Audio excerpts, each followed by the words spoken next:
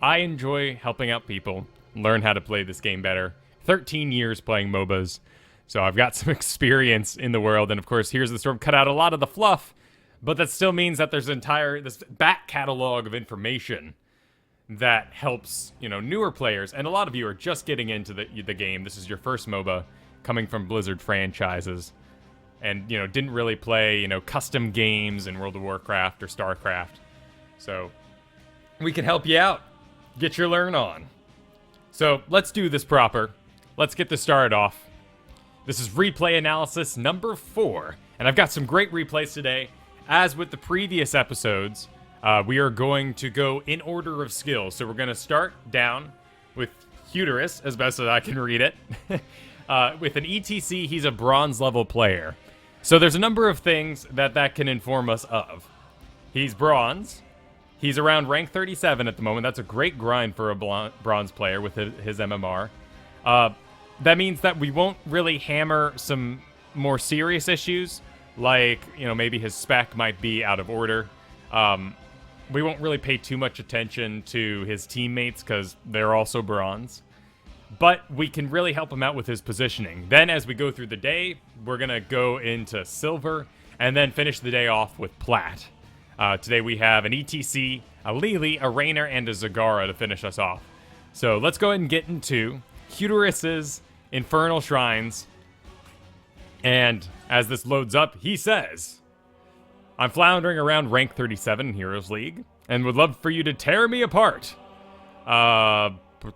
Infernal Shrines. The pick order was Artanis, Karazhan, ETC, Sylvanas, and Nova. Hey, Nova last pick. Nice. This one, the team just felt more cohesive. They focused when I stunned and pushed. Just a better game. That's because he sent over 2 replays, and we ended up picking the tank today. I think this game is more representative of me feeling like I was playing at my skill level, so I'd love to know where I went wrong. Awesome. Sweet. So we got that ETC, Sylvanas, Nova last pick, Karazim, and Artanis versus a Cho'Gall, a Muradin, Malfurion, and Jaina. All right. Let's, of course, kill the mystery box, keep things interesting. Let's go ahead and, of course, focus on our dude, our ETC, our Huterus. Give these guys a hell of a show.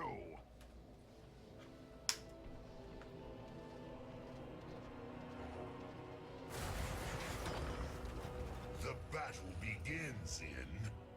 Yep, we are over to the full screen. Sorry, I was just reading chat there. I do have a lot of emails in the back catalog, so if you don't see yourself today, that doesn't mean I didn't get you. It just means that I've either made choices based on the map you sent, the character you sent, or, of course, if you sent it over early, that helps a lot, too. I'm just fixing the sound for my sake here so I can sort of get my thoughts in order.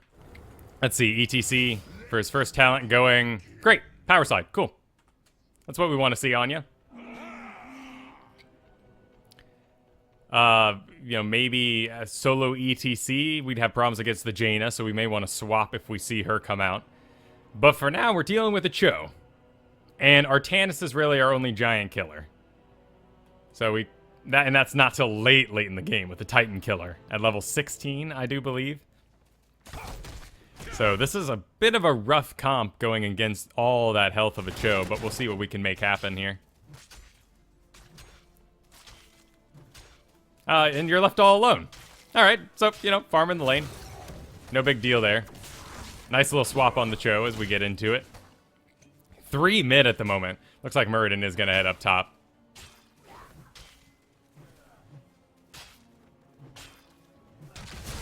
There's our Muradin, jumping in. And nothing. 2 tanks wailing on each other. Not a lot's going to happen here. Of course, we're missing bot at the moment. We can see what's going on there, maybe. But I don't think anyone's coming for us. We're still ETC. Heal up. Great. All good stuff so far.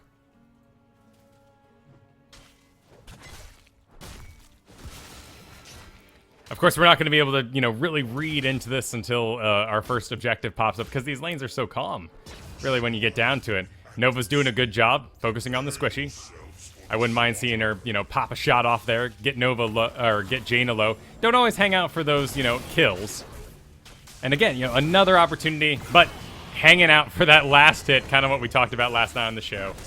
Contribute that damage early when you're down here following her, then disappear to the bush, then come back around and deny that. Granted, would Johanna died there because she would have gotten forward? Probably not. But here's the objective. Sylvanas is having at it. Depending on her spec, Sylvanas could be pretty good at taking these skeletons. But walking our way down. There you go. Okay, is he going to get away? Because that would be a real shame. He is. Oh, dude. All right. I know you probably know this, right? So let's not hammer on it too hard here, but you come down and you get the stun off, and it's great. This is more of a general rule for all the time. Make your way around that front. Because here, he's locked down. You got him. He's completely stunned. Just take that extra moment, walk around his front. Just get yourself there and start getting those body blocks off. Really focus in on that.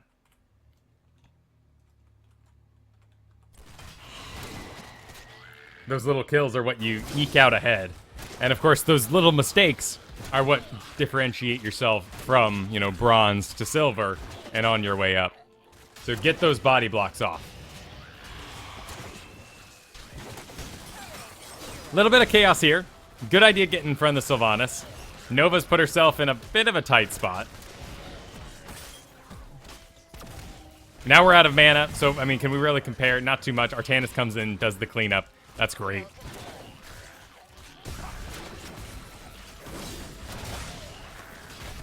Artanis gets in front. That's great. Standing in the blizzard, not a big fan of that, but again, you have no mana. It would have taken longer to walk outside of it. Probably would have taken the damage anyway, but I wouldn't mind seeing you go for it. And you guys get the Punisher. Awesome. You got a well ready. I wouldn't mind seeing you hit it up. That means you can get a little extra crazy. You need the mana. You got some mana at the moment. But of course, if you can have that health bar filling up, you might do something a little more wacky and aggressive here on the back of the Punisher, which is what you really want to do. This is an odd choice. We see the Malfurion middle. So, clearly the other team is going to have some problems sustaining if they were to come down and defend this. But this is a bit odd. I'd like to see you support your Punisher. Of course, if something bad happens here, that'd just be awful. Artanis could die to this damage. And could you have taken the fort? Probably not off the back of such an early first Punisher. But keeping with it is really important. Granted, Haunted Mines is out of the rotation right now. So there's a lot of rules and practices we learned from that one. But Cursed Hall is another good example. Don't use your curse to go take a boss. It's just sort of a waste of the curse. Granted, your lanes are pushing out. They are going to give you map control sight, just like that Punisher did. No one's going to dive past the Punisher to come take those mercs off you. The thing is, though, if you pushed with it, you got the fort, then you have the map control and the things in lane to take that camp safely anyway. So it's more that if you pushed with it, you could have gotten it anyway. Doing both at the same time, you're wasting time for either idea. Question in the chat is, can you look up all gold players and sort them by the number? Yeah, so these leagues are not official for Blizzard. These leagues are put up by HotSlogs. HotSlogs helps players who want to analyze themselves break down where their ranking could be. It makes assumptions based on what the Blizzard MMR is.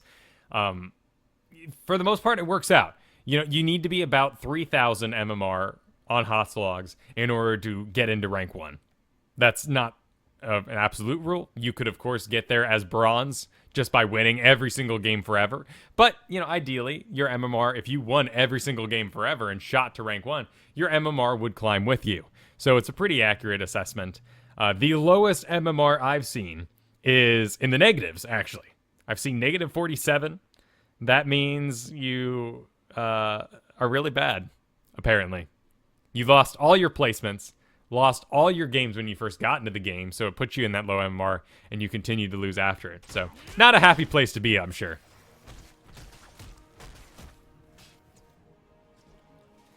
And will these guys have the power to take out this fort? Probably not. I mean, we're talking, again, about the first Punisher of the game. It's not the most powerful thing in the world. And these guys are going out range, but here comes the cleanup on it. Nova, man. Oof. Bronze Novas. Get busy. She's invisible. You guys killed a Malfurion. But, oh, man. Go shoot a lane or something. Go help out Sylvanas. Go sit in this one here and tag Cho'Gall. Try Lees. Anyways, Hooterus, let's get back to you. Hearthing out. A little bit of a dangerous place to hearth out. But, you know, no problem. Looks like you may have actually saved Artanis here. And then we have Monk come in. You guys got some power. Just no mana to really capitalize on this. And if they had listened to your request for mana, you know, this fight wouldn't be happening in the first place. But you have a power slide, but no energy to pop him back. Of course, now with the scaling test map in place, it's no longer a test map. It is real. You are at your level 8 stats from level 1.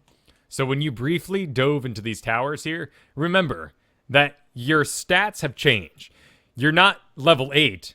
You're like level, what would that be? I mean, if you start with your level 8 powers and now you're level 8, it doesn't really equate out to level 16. Not at all. But you're a lot more powerful, and these towers have remained the exact same difficulty and damage.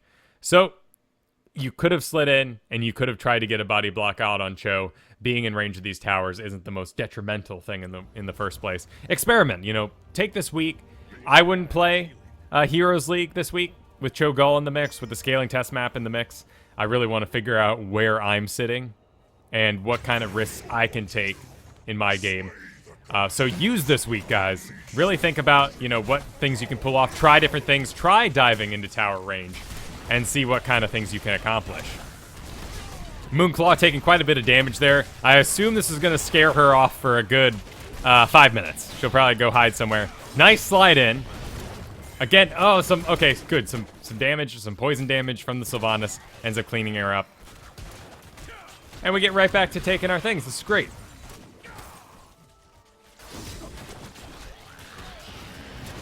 Let's take a quick look at your stack. Perfect. Love it. Dude, great spec. You guys have pretty dominant control over this right now, with Cho having to back. Of course, Gull has to back with him. And they were, you know, down a hero too. So that meant you basically had 2 guys who could come in on your nice team of 5 and deal with it. Sylvanas, of course, can go lane push. I don't exactly agree with this play, because Sylvanas shuts down towers, and there's no wall here to take out. This is a heavy time investment. We're talking probably a full minute for her to get in here, you know, disable these towers, and have the creep wave sufficient enough to take them out. If we were down here, these towers get canceled out by Sylvanas. That stops the shots raining in on a Punisher. The Punisher has not increased, like our heroes have. The Punisher is continuing to take the same levels of damage that he did back before the scaling test map went live. So, stopping, look, I mean, it's really only the towers attacking the Punisher here until we get to, you know, about now. And you can see how its health is just going down. Sylvanas can really help out with that. Looks like Artanis ended up on the other side somehow. I guess he dove through and got himself stunned. Nice job waiting until the end of that blizzard, if that was intentional. I wouldn't have mind seeing a knockback there, because we did have the arcane lasers going at the moment. Monk's a little ahead of time. But, you know, just in case, Taskmaster, you know, get yourself in a bush. That's a little aggressive to be hearthing out. And we can see up top, Sylvanas hasn't made the leeway we could hope with that split push. And let's see what Moonclaw wants to do. She wants to sit in that bush. All right. I think Artanis wants to take the bomb. Yeah, we could start it out for him. Of course, Artanis is going to really like straight lines. So if you did decide to start that camp off without him, something you can really do to help is push things in the right way. We decided not to take that camp, but let me, you know, express my point here real quick. So if Artanis is coming in, and we want to help him out, these guys are all ranged, so they're just gonna pew us. Why are we blue? That's not very visible. Let's do that yellow. All right, so if we want to help out Artanis, and this is really important on Cho'Gall, because Cho's 4-second cooldown, basically his basic attack, is that Shadow Flame that shoots in a straight line. And if Cho positions himself here, Gall can shoot through this for the most part and damage everything. So if you are Cho and you're helping out your Gall, make sure when you go to take camps that you position yourself off to the side. This is very important when you're doing the normal giants that have 2 there. Since the bruisers are melee, they move around, but do your best to kind of make those straight lines.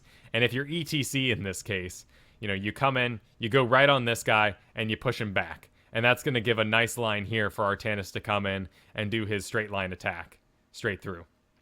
For Artanis's, you're going to want to use your twin blades on single targets, but if you have more than 3 targets, then doing your dash through, and actually the dash back is what causes the most damage. That's going to do an overall increase in your DPS. So multiple targets, use your dash. Single targets, just stick with your blades. Let's get back to it. But this is a good choice. We're getting close to the timers. A little aggressive, but we have a 3-level lead. I think that's fine. Oh, a little bit of panic. That's understandable. Saw something coming in. Don't really have the support. Artanis seems to be wandering off. This is kind of a deadly combo. Too much damage for the monk and an ETC to deal with. Granted, still 2 levels up. Even 2 levels up, Artanis is going to do pretty darn well against here. Malfurion comes in. Solid. That was excellent. Even Artanis isn't able to ruin it. Most of the duration went off. That's great. There you got a little distracted by a full health Malfurion. This opened up the room for Jaina to push through and expose your squishy Sylvanas. Looks like Artanis is about to return to his previous place, and oh nope, he's on cooldown, so he won't be able to save the Sylvanas. This could be really dangerous. What we want to do is, yes, a little bit of indecision there, but what we ultimately want to do is get in line, because what we're most concerned about is a shot coming from that Jaina straight over to the Sylvanas. So if we move to basically here and make sure that anything that could connect with this Artanis or the Sylvanas hits us first as the high health ETC, that's going to be much better for you. Body block those shots. Here we're in a pretty good position though. Little bit of roots, that's fine. Might encourage some play.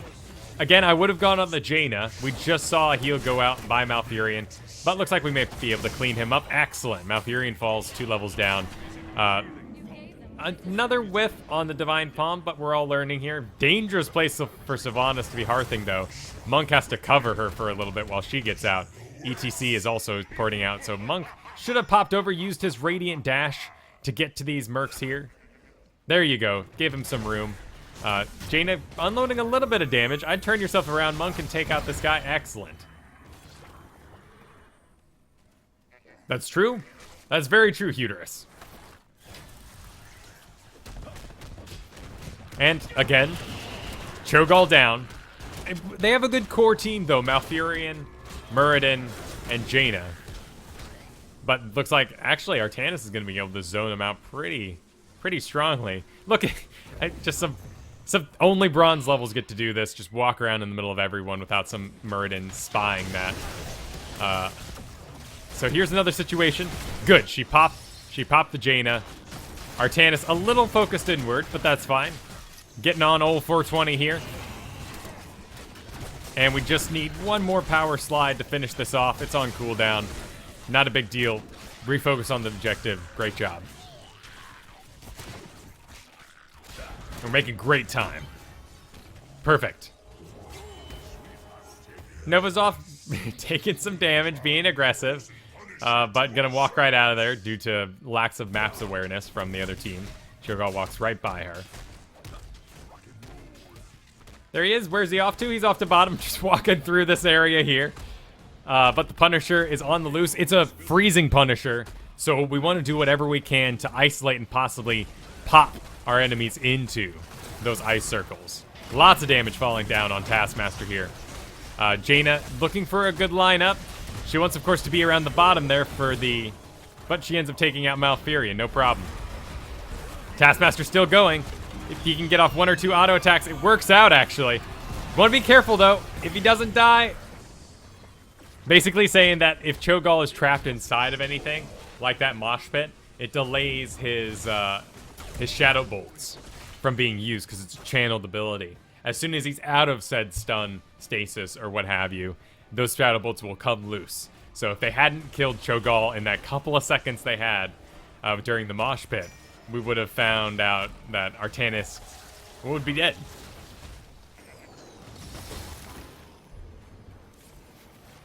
Monk's up top. Again, he's not going to be able to accomplish much on his own. We don't need Soak at 5 levels up. We need to get catapults. We need win conditions. If you're watching esports for Heroes of the Storm, something I often talking about is what are their win conditions? And that is basically just saying, sure, you're ahead, but what are you going to do that wins you the game? Having a 5 level up Cho'Gall could be a win condition. Here... with Sylvanas and Artanis, we don't really have the damage to just kind of destroy a core in a couple of seconds in the background. Let's rewatch that again. So because we don't have that sort of crazy damage that some other assassins could supply, instead we're in this double warrior situation, we need to get catapults, mercenaries, and those are the things on the back of that we can win the game, not just a level lead. And plus, remember, level lead... it's not as powerful as it once was. Anyway, let's take a look at the situation. Of course, we're about to take this camp. A solid slide, but we slide on a tank and then give him leave to walk past us to our 2 squishies that we're trying to protect here. Is Muradin going to destroy our squishies? Not at all. Not at all. But suddenly there's a Jaina. So if we had instead changed this outlook and done things a little differently. We didn't power slide in the first place. We instead body blocked that Muradin from connecting us because mainly we have 2 ranges here. And these 2 range want you to body block in between them so they have that range to do their attacks with comfort. It gives them confidence to do higher damage, to use their cooldowns. And then, of course, if we had maintained that body block, Jaina comes in. She tries to do her shots, which are going to connect because there's no one here to stop her. We can then power slide over to her and pop her if the Muradin's out of the way. So don't worry so much about killing tanks. You're not an anti-tank tank as ETC. That's more Skeleton King's job. What you want to do is put all that energy into those body blocks right there in the middle. And we can see the Jaina, gets to work with some impunity. Yeah, we're going to get the Muradin. Probably would have gotten him anyway, being 4 levels up. And we'll probably get this Jaina, too. I don't see why not. Sure. That's just level up power. Top 4 falls. Cho'Gall coming in. Just knocking people back because he can. It's a very very difficult situation for the Cho'Gall. Uses his punch. You guys don't care. You're 4 levels up. Monk tanks him down with a Radiant Dash. Muradin's coming in all by himself. Okay, he's just using Stormbolt to clear a lane. Why not? Jaina's back up. So that's the powerhouse of their damage. She can easily clear this out. Probably should take herself top. Not sure where Nova's off to. She did a cute little trick, though. She used her decoy in between herself and the Muradin to hopefully block the shot. Muradin did take the piercing bolt, which allowed it to go through the decoy and hit the Nova. But it was a very cute idea. And that's the sort of thing you want to pull off. Asmodans, really anything that can put a summon in front of them can block hooks, skill shots. So, good idea on her part.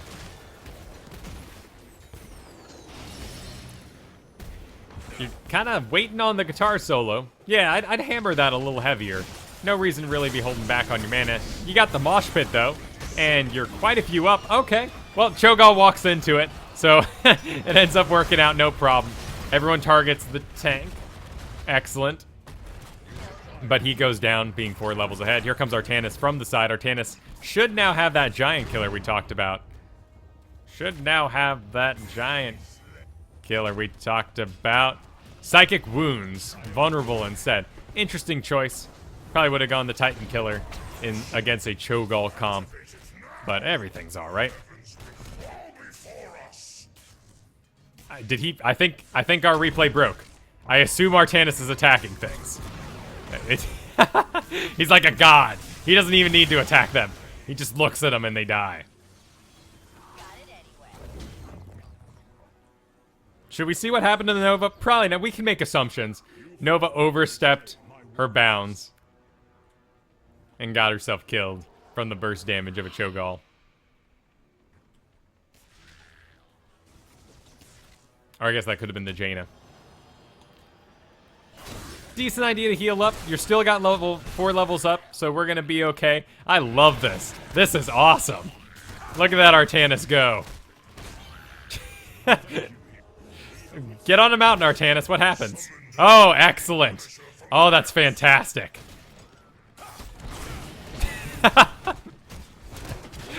Awesome. Again, an unsupported Punisher. These are your win conditions. There's no need to be taking any sort of camps right now. You'll have that map control later when you get a catapult. I would like to see you maybe push top. That's a decent idea on the back of this too. But push with your Punishers. You earned them. They are your win conditions.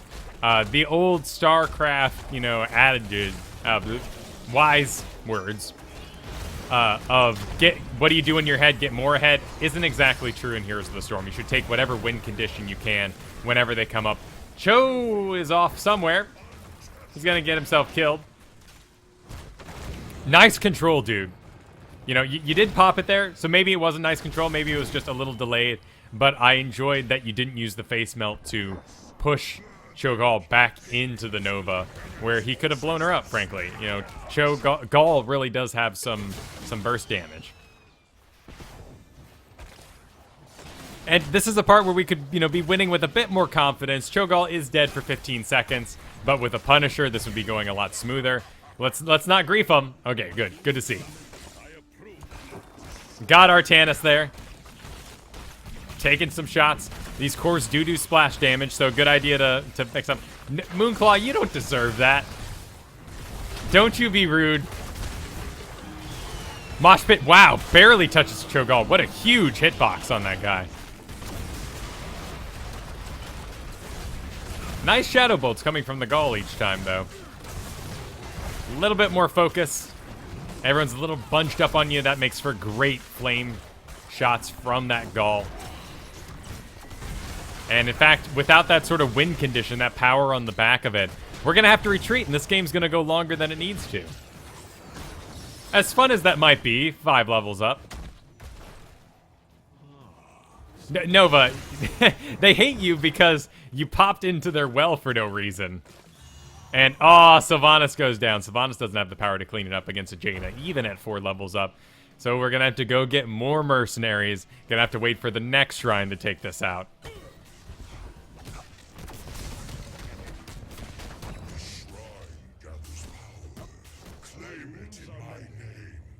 And we'll get ourselves top 3 down, though. I mean, this is an opportunity for the enemy team. I say that with some pain in my voice, as catapults are going to move in here from every side, and they're really going to maintain the map control and take the game for you guys. This is one of those win conditions, particularly at 10% with a bit of shields.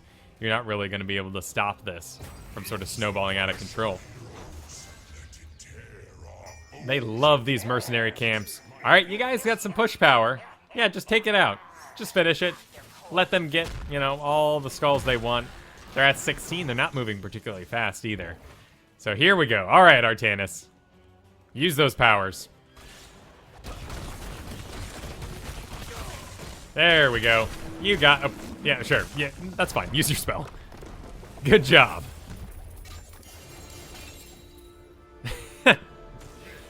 All right. So that was some bronze lead play. It felt like it a bit, didn't it? A bit rough. Huterus, I think you did a great job. I think you just need to think about your comp a little more. You did have those 2 squishies to take care of.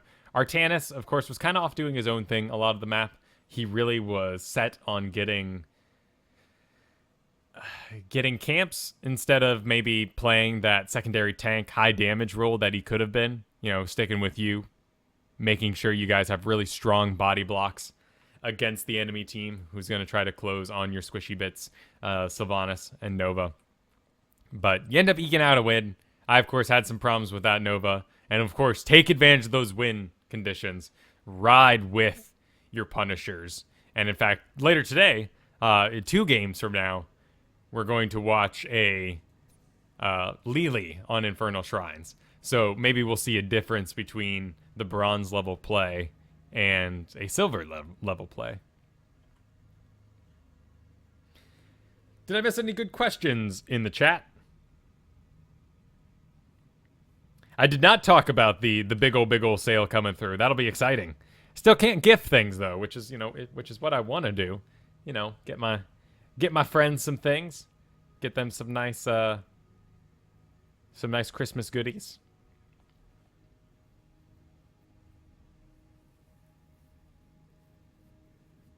Cool. All right, we're good to continue. Looks like I have some some window lasers making their way through here, so I'm gonna go clean that up. Thank you for the follow, Florida Car Guy. We are going to be hitting up Lily next. Oh no. We're doing Drink and Run 152 because Drink and Run was taken, I guess. Blackheart's Bay, a Rainer, Silver. Let's take a look at. Let's actually fix my window situation here. So real quick, I'll be right back.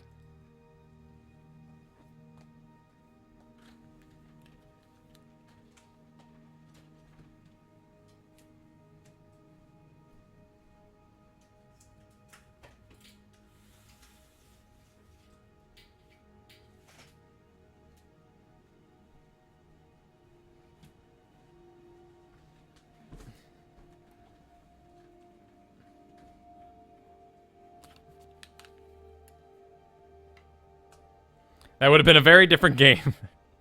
Stay a while and drink. Deadly Pants in our chat. Great name.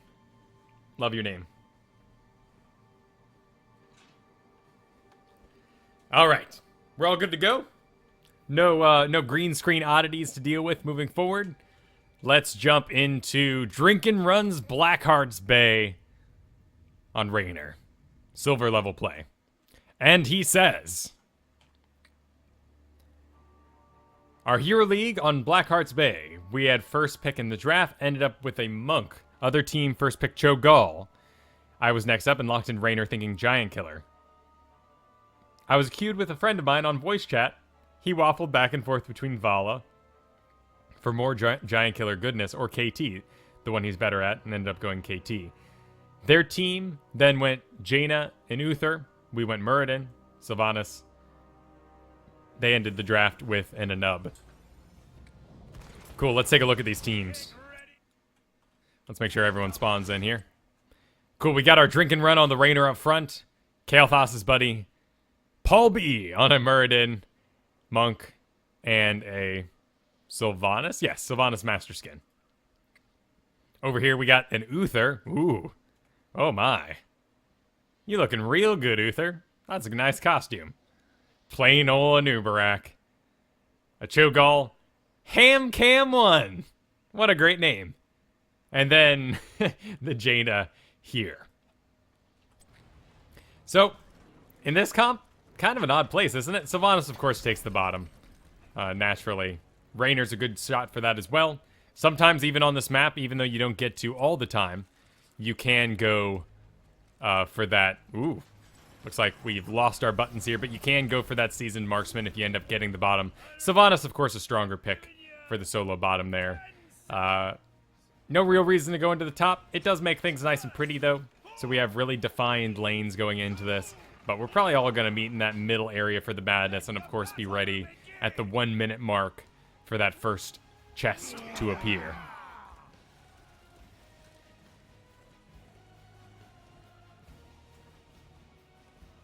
How's it going, Victors? Muradin going in, leaping out. Okay, well, and then right back in. All right, excellent. Well, he wants to be there. Look at this map, though. This is scary. Where'd Muradin? Okay, so we got Uther here. Uther probably not going to explode to our Muradin Kael'thas's coming around the side, though. Raynor coming in on the side, but we don't know where everyone else is. We can maybe make the assumption that Jaina or a Nubarak would be a decent bottom laner here because of his beetles help push out.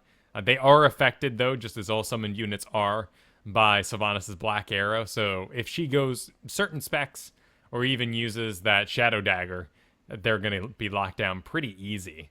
Really, the only thing that can probably outpush a Sylvanas is going to be maybe a Zagara, maybe a Gazlo.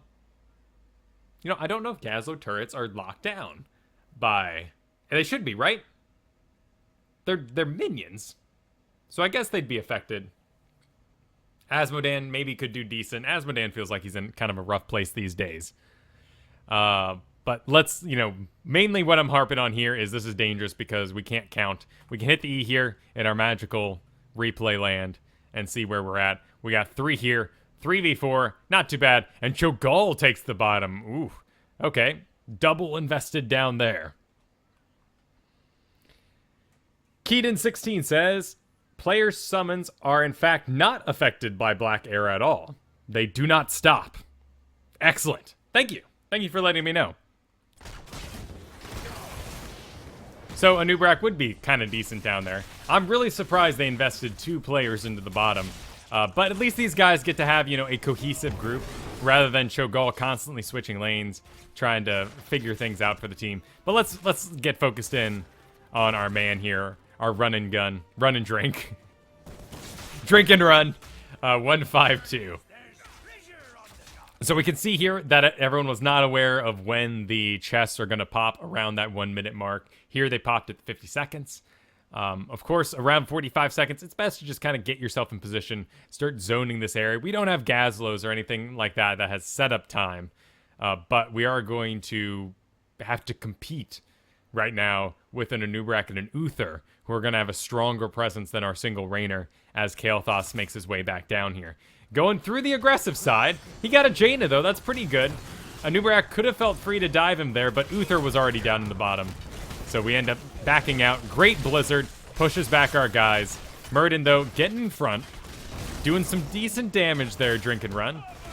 Making some connects. Of course, early on here, you don't have Giant Killer, so you're fine to target whatever you want. Mainly, whiff against the Jaina.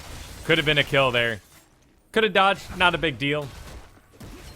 Level 1 talent, give me more. Great, you're free to stand your ground. No reason to back up there. You guys had a commanding lead. Could have kept it going. I would have planted my feet, hammered on that Jaina. Second she walks out of range, hammer on the next thing. That Anubarak there. But we got all 5 coins out of that, spread across 2 people. Cho'Gall got all of the 5 bottom coins, though. Of course, Sylvanas can't really compete with that level of damage coming out of a Gall, as well as the Cho. And, of course, nothing to lock down there. So he's up against the wall, doing some considerable damage. He might burn through that well before Sylvanas calls for aid. Monk goes in. A little bit dangerous. We're missing 2 on the map right now, and here they are. If that Uther would have been there, man, that would have been a dead Monk. But luckily, no harm done there. Everyone kind of focuses down to the bottom. Gives it away, though. Murden coming out of that bush a little bit early. A little too early. Excuse me.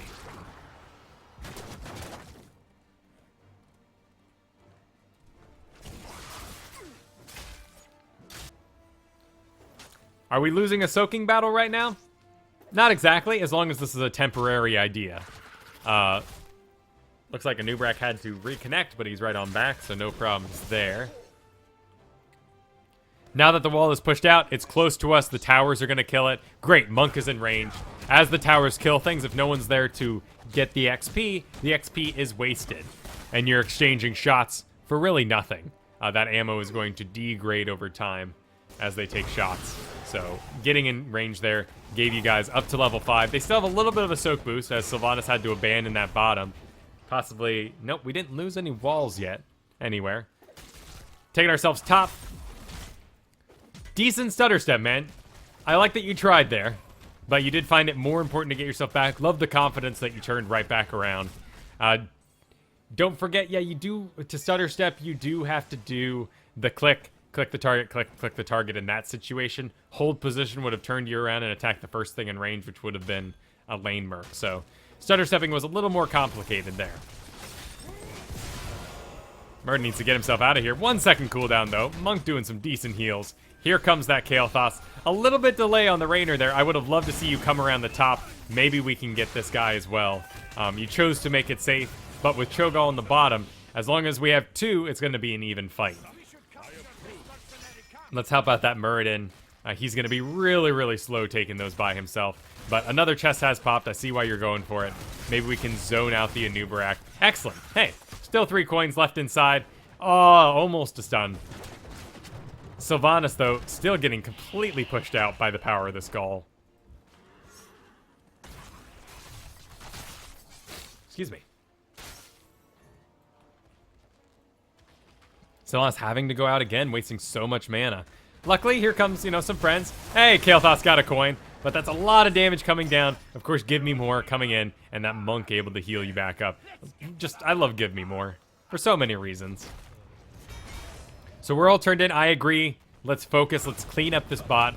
These, if left undefended, these giants are going to do a lot of damage. Right now, getting soaked is important. Unlike our other maps, of course, there's no objective or anything else like that. Oh my. Let's go back and take a look at our main man, drink and run here. But when the cannon's going off, that's a great time. It's a great time to be taking various mercenaries across the map. You don't have to participate in this objective being unleashed, so just go for it.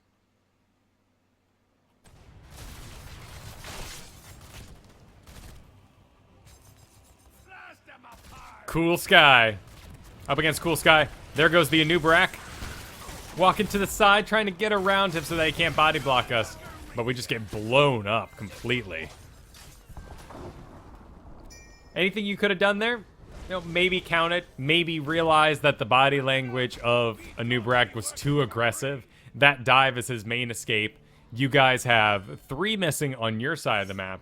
So for him to dive like that, it was a pretty clear indication that he had someone to back him up. So watch for dudes to use their only escape, like a Muradin. If a Muradin jumps at me and I look at the minimap and I see, 3 missing, I'm going to assume he has a friend with him. Little whiff on the turn in here. Looks like we do need some help down here, so a little wrong to return to lane and start soaking. Without the Monk, they also kind of have some trouble engaging here constantly. Kairazim is calling for aid, but he probably shouldn't be there in the first place. We got coins to turn in. We got a Cho'Gall all over this main area. Clean up his sight. Fine. I like the step forward there. Definitely gave you a bit more power. Some range to get off. But you have nothing to turn in, so yeah, let's continue pushing these guys back, making lots of zone for our friends.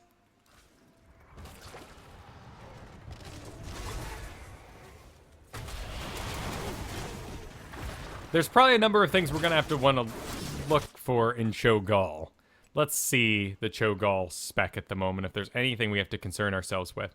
So, Cho took Fire Eater, which means his attacks against his Consuming Blaze targets heal him. Consuming Blaze is the area effects slam for him. Ignore the arrow. That arrow is just kind of glitching out. It's a Consuming Blaze, ignites the area around him, and heals him for quite a bit. And by going that spec, things he then hits and does this damage over time. It looks like a poison damage. It is fire damage, but, it's graphically represented by the same bar that poison is.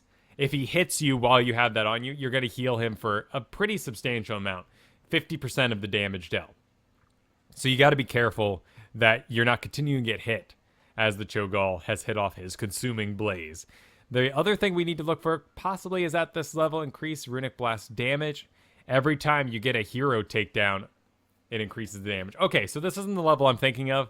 Later levels for Gall can cause him to get health whenever he lands a bomb hit, and he can get shields whenever his little bouncing shadow stuff goes off and hits someone. So we got to make sure we're avoiding Cho's Flames, and we're not getting hit by those in the first place. That'd be nice. But it's any enemy he hits. He doesn't have to hit a hero to get that heal off. Sylvanas locking down the tower like she should.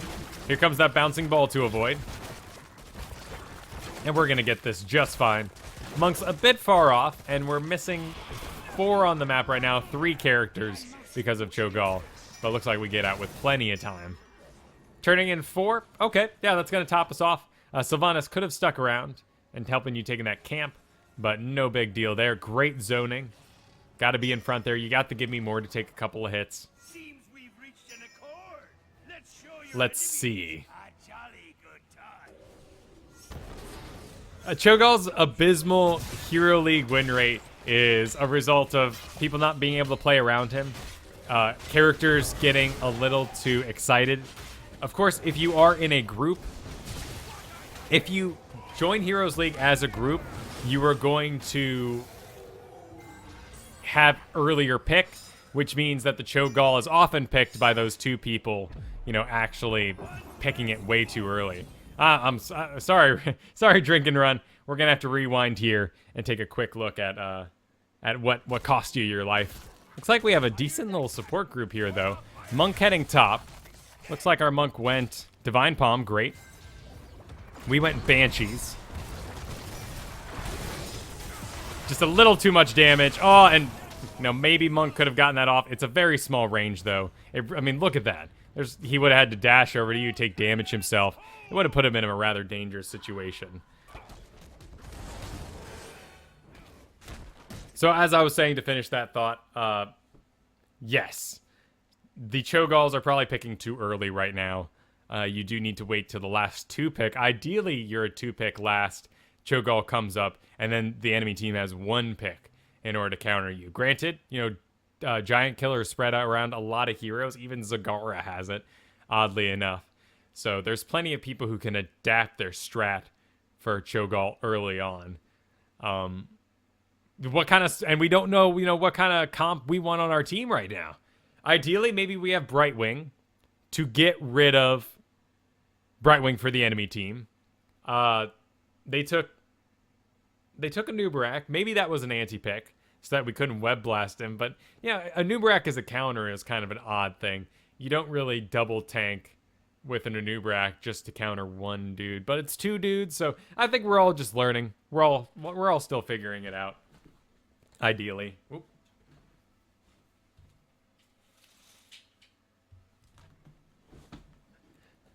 There we go. All right. Let's continue with Drink and Run here. Who is dead? Monk abandoned him. There was a lot of damage came in. It was a little surprising that everyone was there. Again, you know, I feel like really sort of the story of Drink and Run's game here is to count players. With Cho'Gall, it gets that much easier. Cool. We can see immediately that Cho'Gall's in the bottom lane. We're free to get pretty darn aggressive in here. Monk still has his Divine Palm. You know, we can always be the recipient of it. Invulnerability goes out on the Jaina. Oh, with a nice little freeze out her butt. Sylvanas goes in for the kill. Banshees are going to clean up. Nice job. Good use of the Banshees. Let's make sure we're still using them, though. They go Cloak. You can use that R button to reselect them. Get them on this Anubarak here. Look how, you know, they're cloaked. They don't really want to attack anything until it's right underneath them, despite their really long range. And we lose some DPS there. I think we could have gotten that kill without the Banshees. If you feel like you're maybe a little microed out, avoid Banshees altogether. Go with Hyperion until you feel comfortable with controlling them in those sort of situations. You don't need that mana that bad, but I guess we're just bailing out of here. I feel like we got more than enough, so let's just keep this train rolling.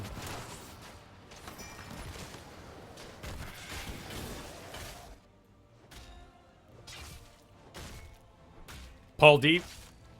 So you can see what happens when a tank just kind of has to deal with a lane by themselves. It's a very slow activity. Do you abandon this once you've started it up and the chests have popped? Not with a Kael'thas, apparently. You're more than fast enough. If this was, say, a Muradin and the Monk, yes. Let's drop it immediately. Let's go get some coins. Coins wins this map. Sylvanas having some trouble up top, but she decided to go all by herself. Great little aggression, though. But, of course, with an Uther sitting right there, she's going to get destroyed. I liked her idea, but she didn't have the ghost to back it up. Maybe what you do in that situation is you toss out the ghost, have at the Jaina as much as you can, but with the Uther there, she was going to get saved either way. It was more if you could bait out possibly a Divine Shield. Woo, that's a lot of incoming.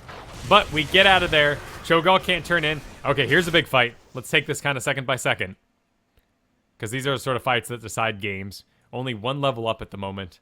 Let's take a look at Raynor and our target. Wail on the Anub'arak. He gets the shield. Paul D soaking a lot of those shots. That was great. Here in the bush, here comes the Banshees. All right, let's see what you go on. This is sort of dangerous here. We're right in the middle of everything. You're lining up and making too good of shots.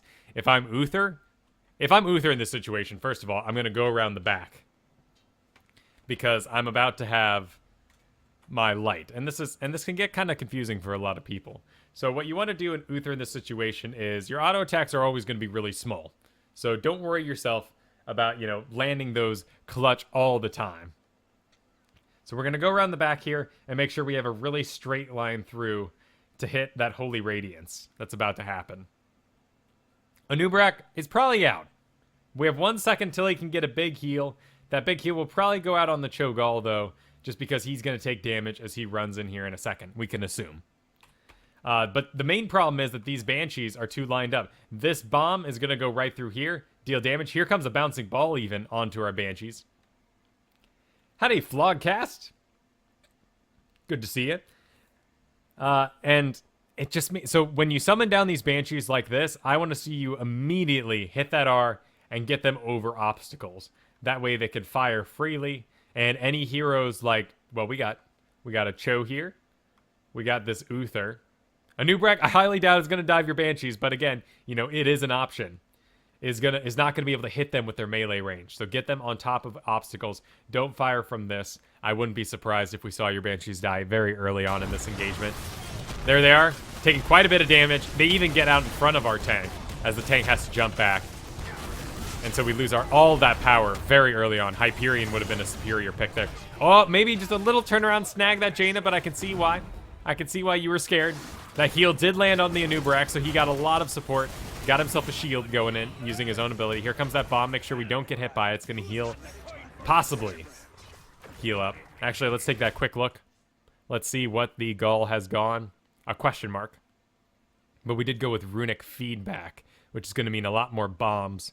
I would expect some more healing. And we come out on top. It's a little rough.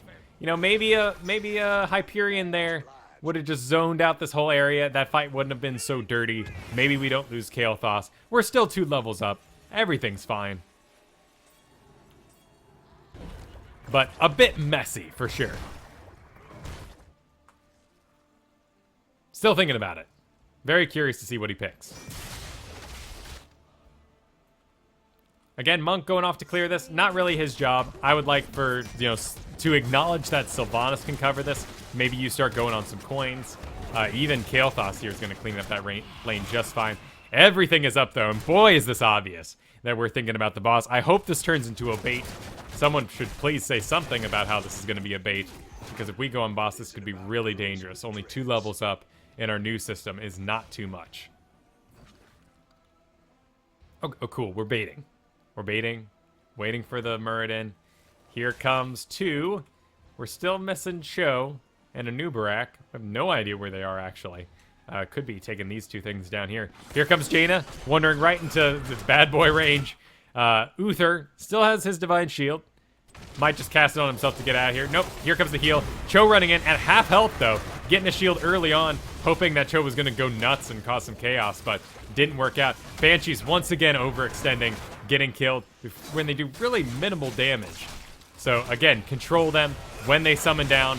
Use the R, click the ground, put them off to the side, and then go around yet again. Uther's dead. This is just chaos with a level 16 Kael'thas. Really unleashing there. Of course, your damage. Not minimal either. Let's see where you're sitting at damage. Yeah, good. Looks good. No need to get that far back. You got a monk. walking right through this area here. Thank you, Ben. Recruit those mercenaries. Yeah, Monk can tank this for a bit. Sure.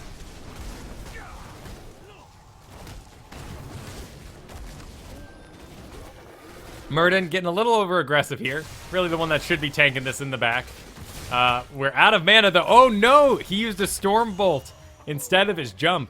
Ended up costing his mana for the Dwarf Toss. You guys end up taking it. Got a Hearth out though, so we're not going to be able on the back of this to win the game yet again.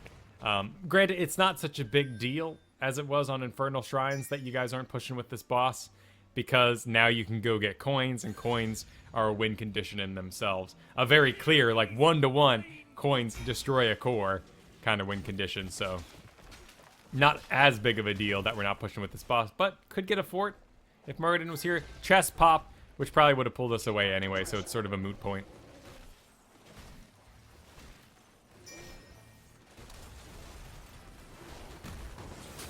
Go. Oh, they snuck it. They snuck a turn in and decided to ignore their own boss. Beat you to it.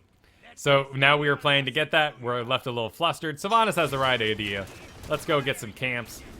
Your buddy and you decide to go get some camps. Let's go get this bottom one too. We count 1, 2, 3. Cho'Gall's somewhere. Don't know where he is at the moment, but we have some rather exposed forts. Ooh, man. Someone go poke that thing. It's a little aggressive. We don't know where anyone is on the map right now. 2 levels up, so it's an advantage worth taking, but there's no talent disparity at the moment. If they weren't level 16, I would say let's get crazy. But with the new scaling changes, this isn't such a big deal as it once was. And we got enough to actually do a turn in. Pauly D making the right choice. Other people need to go. But oh man, what a great little gank there. Let's go back just a second so we can see it from the top as everyone moves in. Some patience by the enemy team here. Cho'Gall, though, needs to catch up. If he can get in range, this could actually be a pretty good engagement for the enemy team. All right, there he is. There he is, going around the back. Not sure. Okay. Needs to engage. This Cho is a little timid for a Cho. But we do chase out the Rainer, as long as Rainer's running away, of course. He's not taking advantage of his Inspire that he just used on himself for his bonus 30% attack speed. This whole time he's running, he's losing that. We got a cooldown on the push. We still have Give Me More, but again, you make a Rainer run, he's got no DPS. A punch his way, still running, still running. This is all time he's dealing 0 damage. Still running, not a single shot back, not a single stutter step. Again, you know, in Silver League, stutter stepping really isn't what you want to concern yourself with. It's more the fact that you didn't have the push there. You didn't even summon your Banshee, so you have nothing to control while you're dead. This is actually a great area for Banshees to tool around in. Summon them, hit that R, position them over here, just, you know, and just fly them around everywhere in here. Back and forth, getting shots off. So instead, we're dead. Everything's kind of at health. Cho's in a great position, has great health to continue this. Monk really needs to shoot over to that Kael'thas, but they actually end up winning this. Winning this whole engage and taking the coins that you had. 11 on Cho. Here comes Shock Swift. A little too late to the party. Teleported out rather early, of course. Has plenty of health to contest with, but not going to. Let's not do a 1v4 or 1v5 with Cho'Gall, of course, being 2 people. This bottom's going to get some work done, though. We might get a fort. Can still poke this mid with something. Ideally, we want to kill this mid before we fire off any cannons. If we do fire the cannon, a full target is going to go here, and it's going to be wasteful. That's extra damage. That's not equating to, you know. It's kind of like in Hearthstone. If you need to kill a 1-1 and you have a 3-3, and you use the 3-3, 2 of that damage has been wasted. You're better to just attack their face. For the most part. I'm not a Hearthstone expert. Getting some coins, getting regrouped. Turning his back up, but we're missing all of our coins now. Of course, quite a few sitting on that Cho still. Let's see, they got, yeah, 7 and 2. So it might be worth intercepting that, seeing if we could stop this turn-in that's definitely happening here. But we spread out. It's not going to be enough for a full turn-in.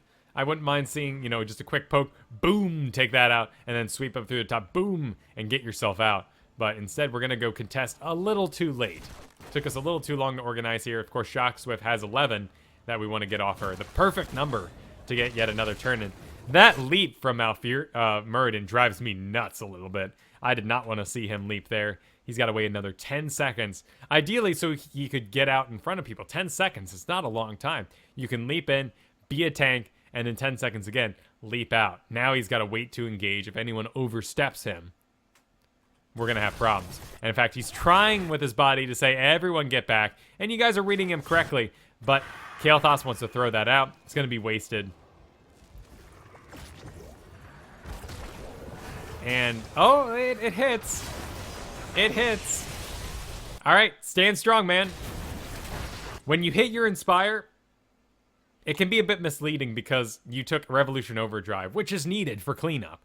Gain 10% movement speed, plus 5 for everyone in the area. That's 30% movement speed, right? Because you're affecting 4 other people with the base 10 up to 30%. That is so if you're running away to survive or chasing someone to kill them when they otherwise would have, you know, outdistanced you, but that movement speed allowed you to get the kill off.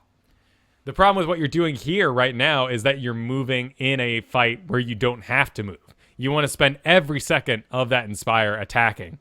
And any sort of wiggles you do in the meantime, like, I mean, that extra couple steps you took there to get in the bush, and this step here, again, that's wasted Inspire. I saw the Banshees come down, but where'd they go? Did they instantly explode? Because if so, that's going to be the through line of our analysis here, dude. Is just get those Banshees under control. And be brave. You got to give me more. You got the tank in front of you. You got great targets to push. Just stand that ground right there. There's the Banshees. There they are. There they are doing their thing. And, oh, just one still going. They're still going. But actually, scarily enough, and let's take a look at the Anubarak spec here. If he did a full Beetle build, he did not. But he still went in Locust Swarm. As Anubarak pushes through here, those Locusts are damaging the Banshee, which in turn are healing Anubarak. So, might want to wait too. And maybe that's a little too advanced, right? Maybe that's beyond your current league. But putting any sort of summoned unit next to an Anubarak or a Spinning Sonya is going to heal them because they're hitting a target. So you might want to be careful with those sort of moves. At any rate, let's get back to it. One Banshee still going in the back. One little Beetle still going. A Stasis lands. Wow, great Stasis Monk. Again, we're spending all this time running, which means we have no DPS. Need to stand our ground. We've lost our tank, though. Maybe early on when we stood our ground, we would have had a better chance. But instead, we end up falling. Gets a little messy yet again. 11 still on Shock Swift. And I think we're about to lose a fort here. Granted, this push might go far enough to clean up that final one. Sylvanas makes the right choice here to just go clean up bottom. No point losing 2 forts over this while she dances in the background for no real reason. Top's getting a bit of a push going. Not sure where. Oh, she's going to try to sneak it. This is dangerous, but we see a Anubarak there. We can count 1. We count 3 here. Now they're missing, though. She has the Haunting Wave. I'd like to see her escape through the bottom here. And, oh, it's a little peek right there. Wow, and she hearts out right there. Oh, and here comes Uther. Oh, and he's a little late. He's a little slow. All right, it was sneaky. It was sneaky. And we might actually put ourselves up a level lead with this. There's one shot. It won't be enough. It won't be enough XP. But this will be a commanding bit of catapults for us to regain map control. And with the bottom gone, of course, all lanes have catapults now. You guys only have to deal with the middle, which is a really big lane. It takes a really long time. Not as long as the top, of course, but for that lane to push out across the mid there. So it's decent. Paul D off by himself, though. Need to focus. That's a decent call. I wouldn't be surprised if they're taking boss. They're not, actually. They're all just crowded around the turn-in. for 7 coins. That's odd. Oh, no. Okay, they've got more than enough to turn in there. So here comes Paul D from behind. We're missing our Sylvanas still, though. I don't like this engage. Monk is too far back, and you're just picking up some coins, thinking maybe we were going to go for a Merc camp there. But instead, we're going to panic and see if we can't get there in time to stop this. This is a little dirty. And I think this is about to go real bad. Of course, Murden is divided from his squishies. He needs to get in front. He needs to be soaking these blasts. Instead, they all go out really well on our Rainer. Use that Revolution Overdrive to dodge that ability. You're too far out. There we go. There. Okay. Decent positioning for the Banshees. They get pushed out of the way, though. Damage coming in on them. They fly over. They're giving us sight of the Jaina, though. That's pretty darn solid, but they go down yet again. Enemy knows to really target those things. Sylvanas coming in. She's going to be able to clean up that Jaina. And we have a couple coins to turn in on the back of it. Actually, we got the 7 still on Shock Swift, but she wants more. The whole team is dead, though. We could win the game right now. Instead, we're going to get coins. Go get a boss. We got 50 seconds. End the game. Call it. You're 1 level up. And that is not a lot anymore. So you're going to go get... And then you're going to go finish it? What? We need to agree here. Probably the first ping that took us up to the boss would have been the best one. It's just good to go with a plan. Instead, we're going 4, while Sylvanas turns in a pointless 11 that's not going to top off anything. And we still got 15 seconds to go. So, game over. Well played. Pretty odd. We seem to have some problems gelling across the course of the game. Nubrak doing everything he can in the last couple seconds. Shock Swift should have realized, of course, that we could have won the game at that very second. So, all right. All right, so when you get right down to it, that basically came down to Banshee control for you. And, of course, think about how you don't want to run around. Revolution Overdrive is slightly misleading. You want to use it, of course, in emergency situations to escape, to close, but ultimately there were some problems with standing and fighting there and taking advantage of the attack speed that was going to give in the first place. So, got a little rough, not a big deal. Let's move on to our Lili on Infernal Shrines. Let's see if I missed any questions while that was going down.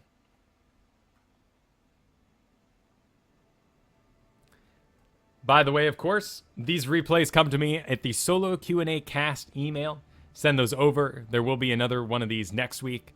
Already got quite a few submissions, but of course, I do look for different maps, different heroes, so not all submissions will be done in the order I received them.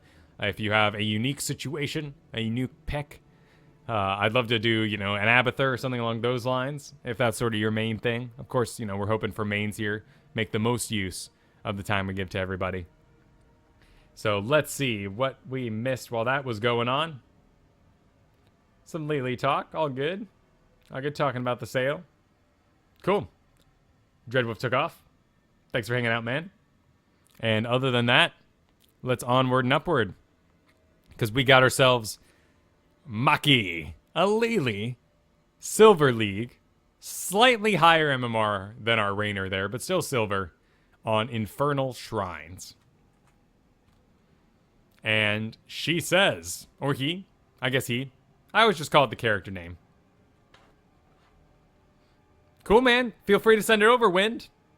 I'd like to take a look, if it's worth analyzing. Of course, the most useful things for analysis are games where you don't know how you won, and you feel like you overperformed, or underperformed, and games you lost and you don't know why. Those are always going to be the most useful for us here, to help you get your learn on. Let's take a look at the Silver Maki. First of all, love the show. Sad I can't catch it live most of the time because I live in Germany and the darn time difference. Oh, awesome. Email from Germany. The Lilis. That's great. Some people don't have the time for a lesson. Sending those replays over here so I can digest them, post the video, and you can watch it later and get your play improved that way. That's a great way to work this. So, well,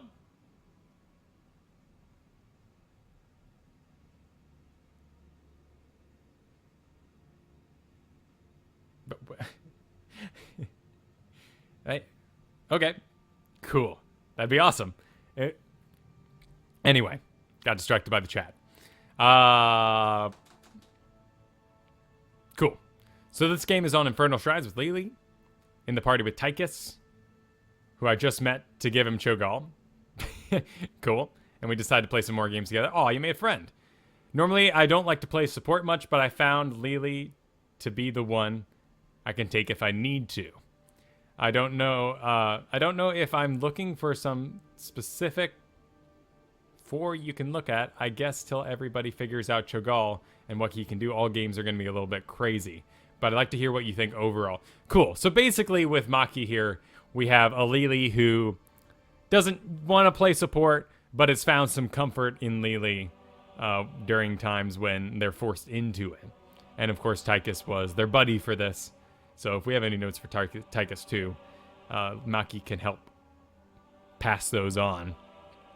So we got a double Cho'Gall game. So we got ourselves a quick match here. On the side of the light, let's close the mystery box. On the side of the light, we have ourselves a Helvis, Kerrigan, that Morales, Dias on a Nova. Scary stuff there, put a Nova in a Cho'Gall game. And we got the Cho'Gall right there with a plain old horse. Are you guys dressed a little better? Not plain old horse. But we got Zap Beta on the Cho'Gall. We got our Tychus, our Zagara, and our Lily. Morales does a really great job healing Cho'Gall. Mainly because so much damage lands on him, you actually do get quite a bit done with your Safeguard ability over other heroes that you can't always guarantee they're going to be targeted. People are real kill the Cho'Gall happy right now. So that's going to mitigate quite a bit of damage incoming. And of course, Safeguard mitigates some of that Giant Killer damage too. Giant Killer on this team, we could see Zagara go. I doubt it. Tychus also has his own version where each attack does 1%. Haven't really gotten to test that, but it'd be interesting to see. And then, of course, we have the Kerrigan. So Kerrigan, Nova. I like that we have more targets, but we're all pretty equally squishy. So this game is honestly anyone's.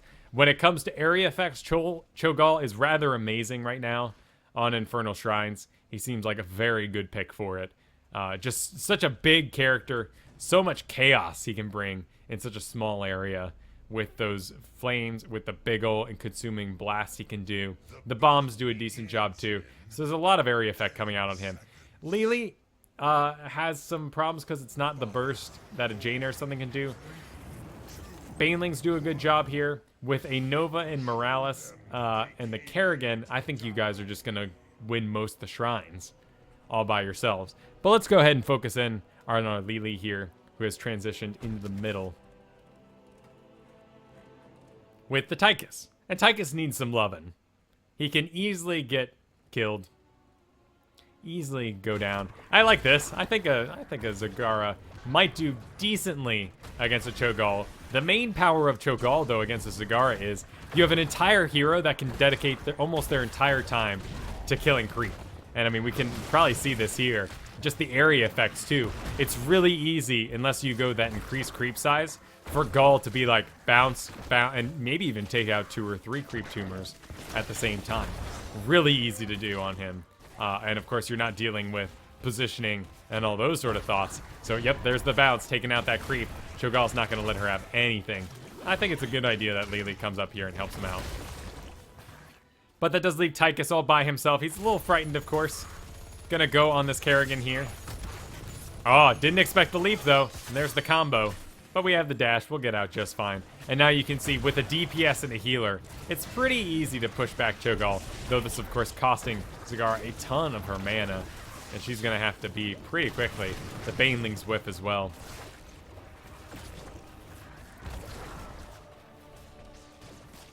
The shrine will be active soon. Prepare yourselves for the slaughter. Alright, we're preparing ourselves for slaughter. Lots of health still remaining on Cho'Gall. He still has 1,000 left, even with such a tiny, tiny bar. Activate the shrine.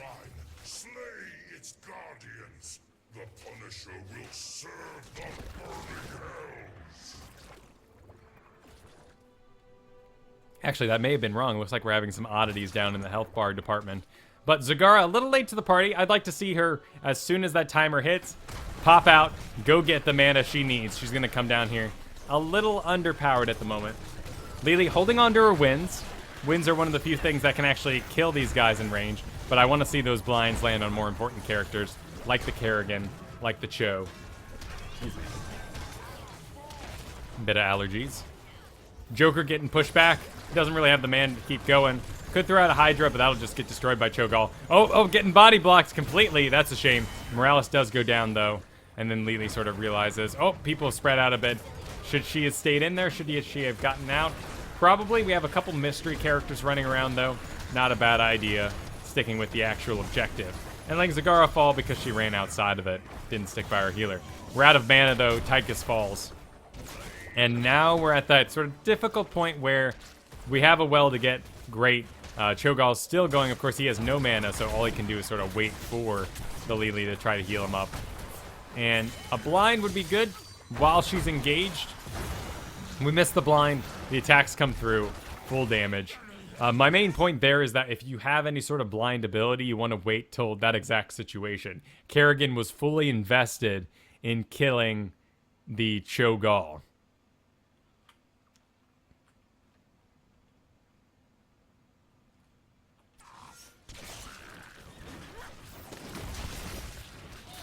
So now we have a very low mana healer. Now these attacks are landing on you, so yes, it's a good time to hit that blind. You can see that Kerrigan got 2 off.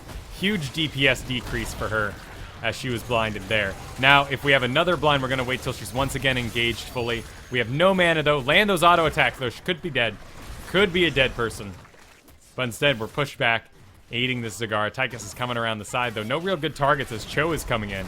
And that's going to be too much damage for Tychus to deal with. Here comes our own Cho'Gall, though. He only has to get 6. So I would just be ignoring everything, going for those, locking on with my overkill to the extra skeletons in this case. But we do end up getting a kill. Lily had to full health back, though. So a bit of a delay. We end up getting it. No problem. Nova coming in. Probably going to get this Zagara, but Cho might be able to body block the shot. It's an auto attack that takes her out. But there goes the Punisher. Nice job, Punisher. Taking that out. And now we have an actual push. Tychus, get down here and join this thing. Excellent. Good to see you make the turn. And we're going to do a proper push.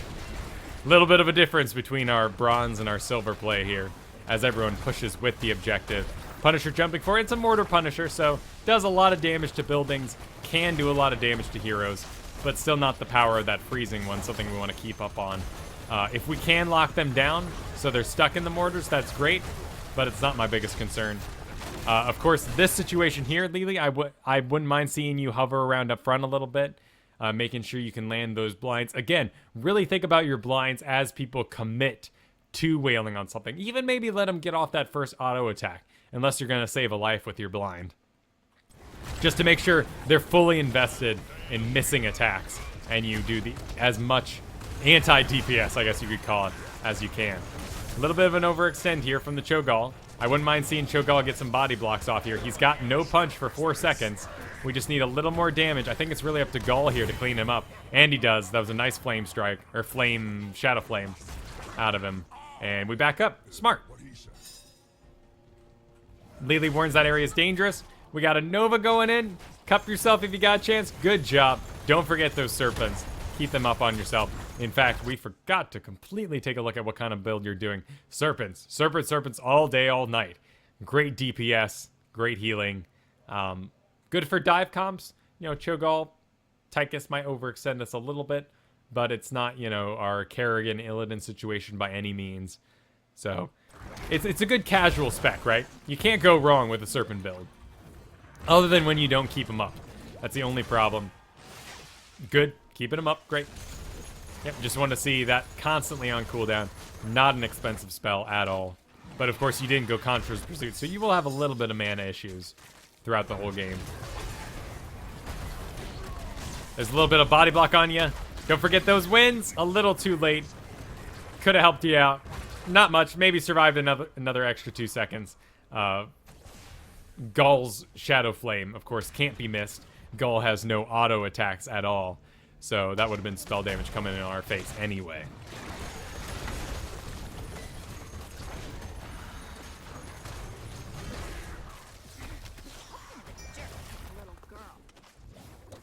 Tychus getting back.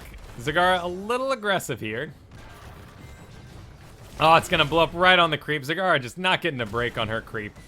If you want to avoid this situation, the best thing you could do is really put your creep tumor down and then put the other ones on the edge and try to complete some sort of illusion so people can't tell exactly where the middle is. But Gall is just free to clear creep. Great sort of anti-Zagara counter. And woof, that was some damage. Seemed like it might have been a surprise, but let's take a quick look and see if we could have read the situation earlier on. So we got Lily getting out in front because of Cho'Gall. Cho'Gall, of course, a little late to react as a main tank to these sort of things. Doesn't really have any stuns or too many displacement effects outside of his jump. It's a great leap by the Kerrigan. The Nova Blast still connects. We walk right through a Gall Blast and just, oh, everything just kind of rains down on us. So not too much we could have done there other than acknowledge that Cho was really far ahead. He's got a ton of health. He has his punch to get himself out. Also, Gull can also contribute that extra little boost using Gull's version of the mount, which is a movement speed ability for 60% movement speed degrading over the duration. So Gull is not a tank right now. We cannot assume that Cho is going to be in a situation like that and protect you, body block for you. Instead, he got himself out and left you hanging. And that's a shame. And this could mean a Tychus cleanup here too. But a good grenade comes down. Our problem isn't exactly the Morales. It's good that we killed her there. I do agree, because we have a shrine coming up. It's good to get any advantage we can. Here's Gall going to use that punch to get out, but Nova ends up taking him out quite easily. We have 10 advantage with well, 2 down, with 1 down at the moment. We want to make sure we get... That's fake. That is fake. Here comes Cho'Gall around the side. Maki doing what she can, keeping with the Tychus, who's put himself most far ahead. Let's go ahead and get zeroed in back on her. When we watching for those serpents, go ahead and get that serpent out. You got some people that could use some healing. Yourself, the Tychus. Wouldn't mind either seeing you use those cups right about now. Excellent. Good job. That's gonna be way too much damage on the Tychus though. Here comes Cho'Gall though. Hopefully they can line it up a little early. We're all learning here, so not a big deal. Joker runs away from you, a dangerous situation. Kerrigan waiting on that cooldown. There goes the blast that's going to take out the Zagara. But hey, we end up leaving out the Cho. That's good. Resistance going out. Too much damage mitigation, of course, and Cho with no stun. A real damage closer here. So let's go ahead. We got time. Yeah, everyone's pushing back. Go ahead and use those wins. Keep hammering on that Q. Let's get Cho topped off. That's a real Nova, though. She's coming around the back. Nice job getting out, leaving it to Cho. Stimmed Kerrigan, actually. Oh, man, that's kind of scary. Again, Blind going to do a ton of work there. It looks like he landed it before she was invested. So a little early there on the Blind, but all the same, not too bad. There's the boost on the Cho'Gall we were talking about. He's hoping to get an illusion, sadly. Here comes the real Cho'Gall. He's going to get body blocked in a bit. Push back into tower range. He's a dead man, sadly. And that leaves us with a lot of power missing. Yeah, so it's going to be a 4v3 for the time being now. Lily's mana getting really low because we're doing that serpent build again. Need to get those serpents out. Decent cups. Inspiring Tychus to get back in there a little bit, but he's scared. You don't have any tank. Understandable. No mana now. So it's really up to Zagara's roaches, but you only get last hit on these things, so roaches are actually kind of a bad idea. They're going to go in here and do minimal damage against these skeletons, knocking them down. Meanwhile, someone like Morales in the back here is going to target herself efficiently and get those last hits before your roaches can. So actually kind of a bad idea, just throwing random dudes in there. Blow up on the Tychus. They're Nova doing a pretty stellar job. Zagara getting body blocked in as well. You have no mana to save her. And a panicked Maw in the last couple seconds. Cho casting everything a little too early, as well as Gall. So nothing going on there. Maki's got to get herself back. So a little bit of chaos here. I'm expecting red team to clean this up. But only 5 seconds till we have our Tychus back. Blast gonna come down. Lots of damage on the Cho'Gall. Oh dear. Get out of that range. Just like we talked about in the last game with the Locusts and the Sonya Spin. Kerrigan, I feel like you see well, probably more frequently than the Anubarak, right? So be careful there. This is all shields for Kerrigan with Safeguard on top. This is going to be a dead show and a very, very alive Kerrigan.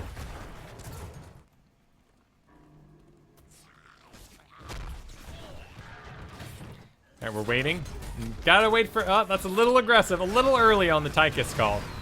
Those blasts might get some skeletons, but again, you're not invested in there. You can't control your last hits very well.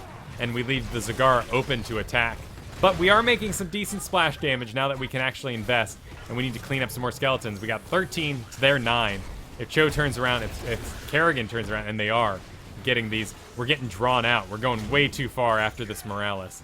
We need to focus in on these. And that's just all health, all-consuming blast. There's Kerrigan. Cho'Gall winding up for a punch. This explosion's going to go off on the fresh Cho'Gall who just ran in. That's going to be a bit too much. Here comes their Punisher.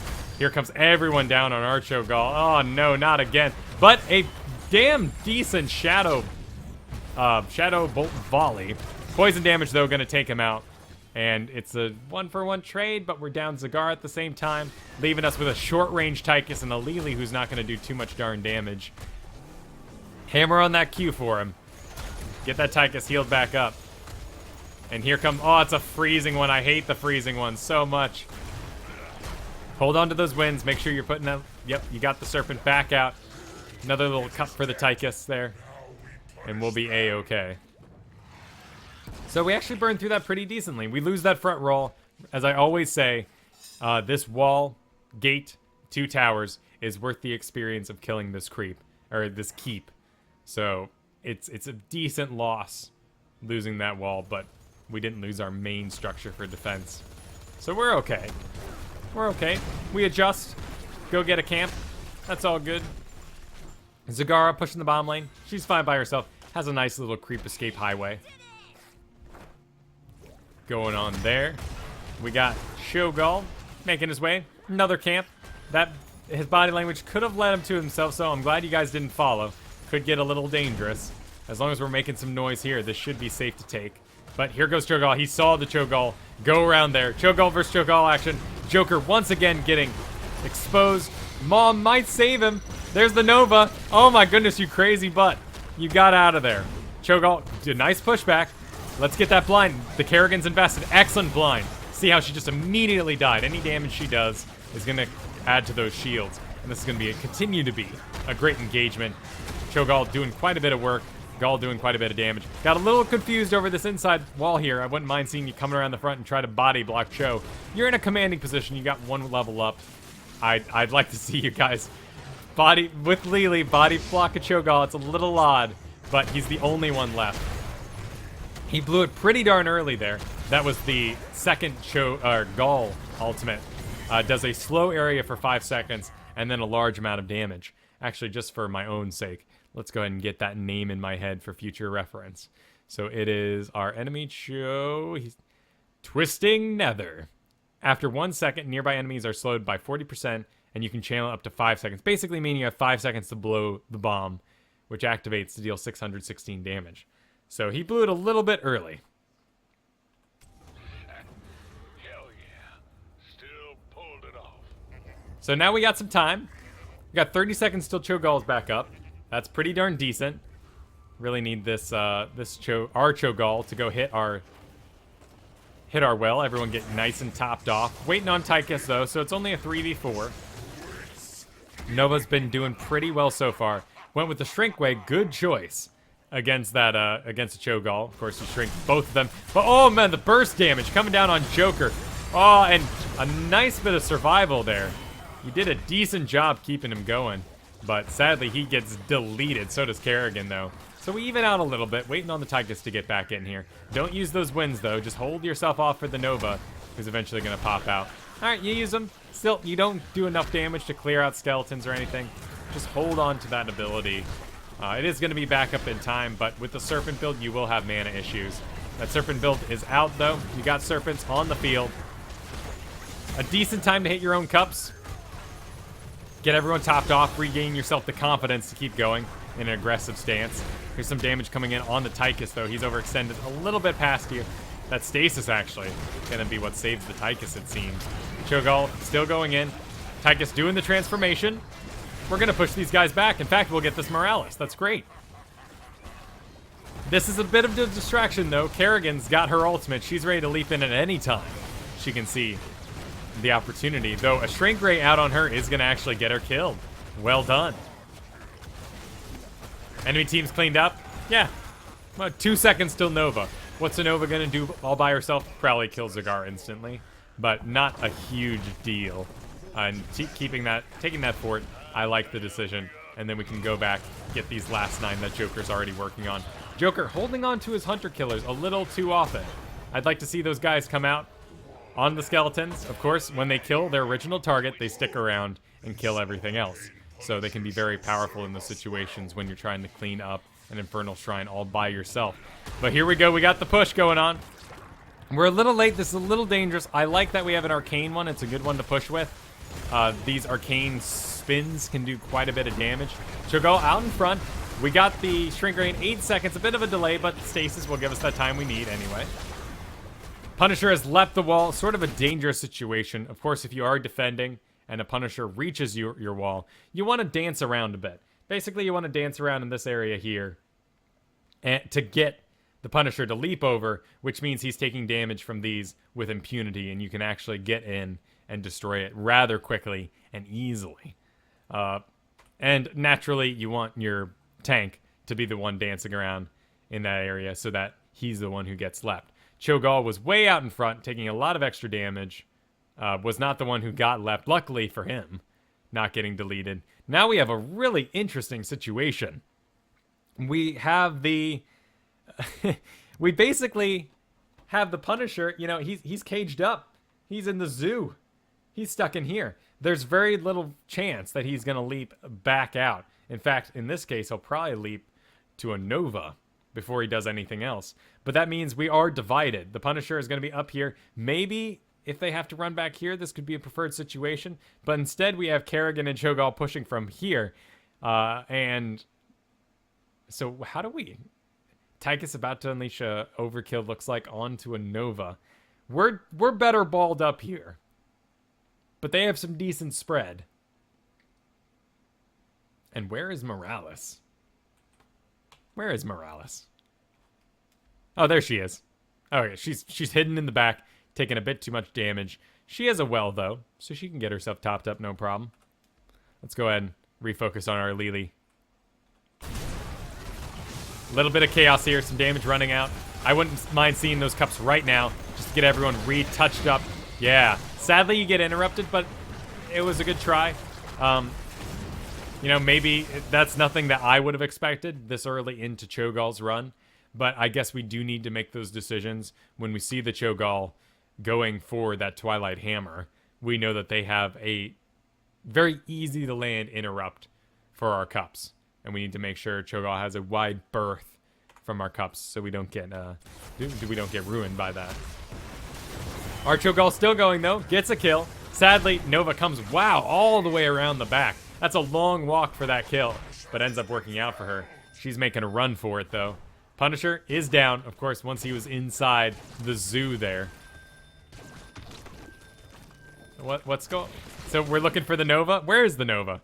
Is she just hiding out somewhere? No, she's booking away. She's nowhere even close.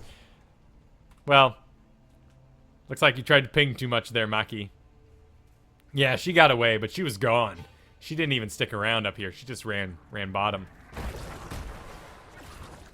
So, Nova, Morales, half health. Cho, yeah, please don't take that. You're good. Keep running, man. Keep running. No. We want to keep running. Decent punch there, but still a lot of damage can come out from this Nova here. Oh, hey! Good little turnaround. Nice dodge. He ends up taking out the Nova. Was it worth it all?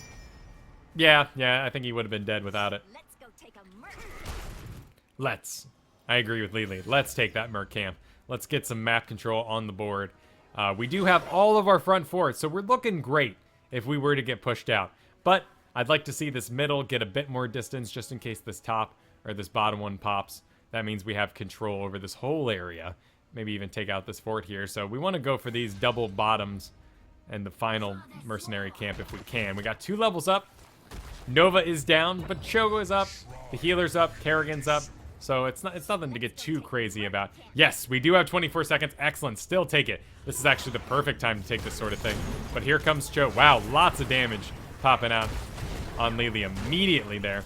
A little bit of a body block. It's good. Yep, and you're good for that body block until that Kerrigan shows up. She's going to close on you real quick, though. Nice curve. I like the curve. It's not going to be enough. Hammer on your own healing brew button, though. Missing out on a little bit of heals that could have gotten you there. I'm a little surprised you didn't panic jug cups. You'll have it when you get back up, but 70-second cooldown, 54-second death. At this point in the game, I just use it to save yourself. But we're going to get this camp. Cho'Gall fell. Kerrigan fell. You were the bait, man. You did it. You ended up causing yourself to win. They're very chaotic. Maybe could have dodged that death there, but it did end up working out for the better. Of course, Morales out down by herself here. Nova by herself isn't going to be able to accomplish too much other than maybe a quick delete on the Zagara, so I wouldn't worry about it too much.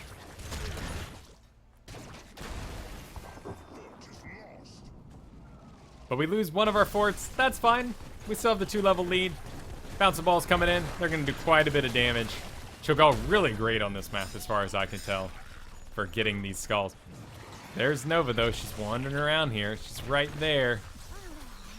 Yep, right there. Of course, taking advantage of the standing still so that she can't be seen.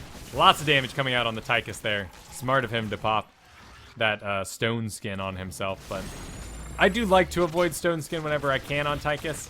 It doesn't happen very often. He really needs the survivability, particularly when you do go with that Odin. You take first aid, you take the stone skin. It's just stone skin is based on a percentage of your own health, so it really does work better on heroes like Arthas. And you're just not going to get as much value out of the spell with a Tychus. But here we go. We got another good situation there. That area, when he locks himself inside the molten block, he does area damage around himself in a very small area. Here, we'll rewind just because Cho'Gall's new. We want to make sure everyone sees this and can see what we're communicating on the board. Odd little punch back. Guess he was just getting in position here. So here you all come. Mortar Punisher. So you're going to want to use any stuns you have to lock guys down so they take that extra damage from the Punisher. Always a good idea to use your lockdowns during a Punisher. So lots of damage coming out of the choke. He pops this. We can see the area. It's right there. It's pretty thin, but it's visible. He's doing area effect damage while that's going on. Gall cannot attack while they're inside too. So you don't need to worry about staying outside of Gall's range or anything else like that. The only thing you need to worry about with this Molten ability is that if Gall started casting Shadow Bolt Volley before, it'll be paused, and then when he pops out again, he'll continue his Shadow Bolt Volley. Really the only thing you need to worry about, but you are taking extra damage by getting inside that circle there. Great Shrink Ray, though. Whiff on our Cho'Gall's Shadow Bolt Volley. But Kerrigan's locked inside. Let's get gathered up. Nice little Banelings there. Cho'Gall breaking his body block. Gonna let Kerrigan by, actually. And she's gonna get out of here. She's got the Morales heals going on.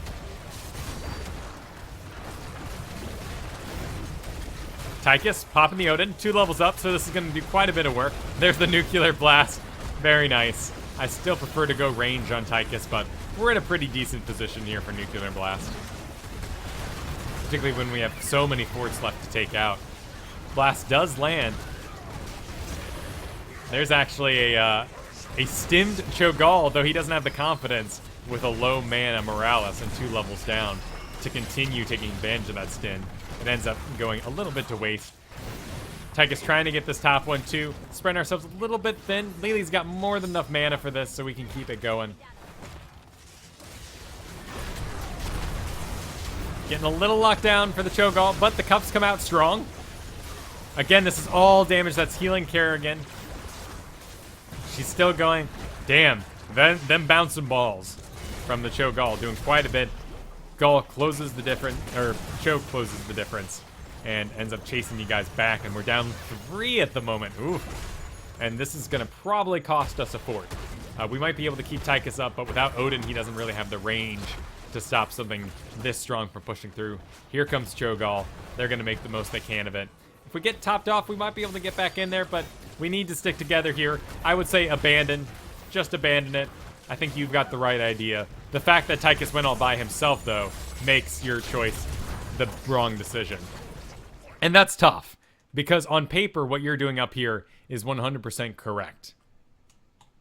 The only problem is Tychus made a different decision, and his might get him killed. So you need to be where your support is needed. Sadly. It's true. It's sad, but true.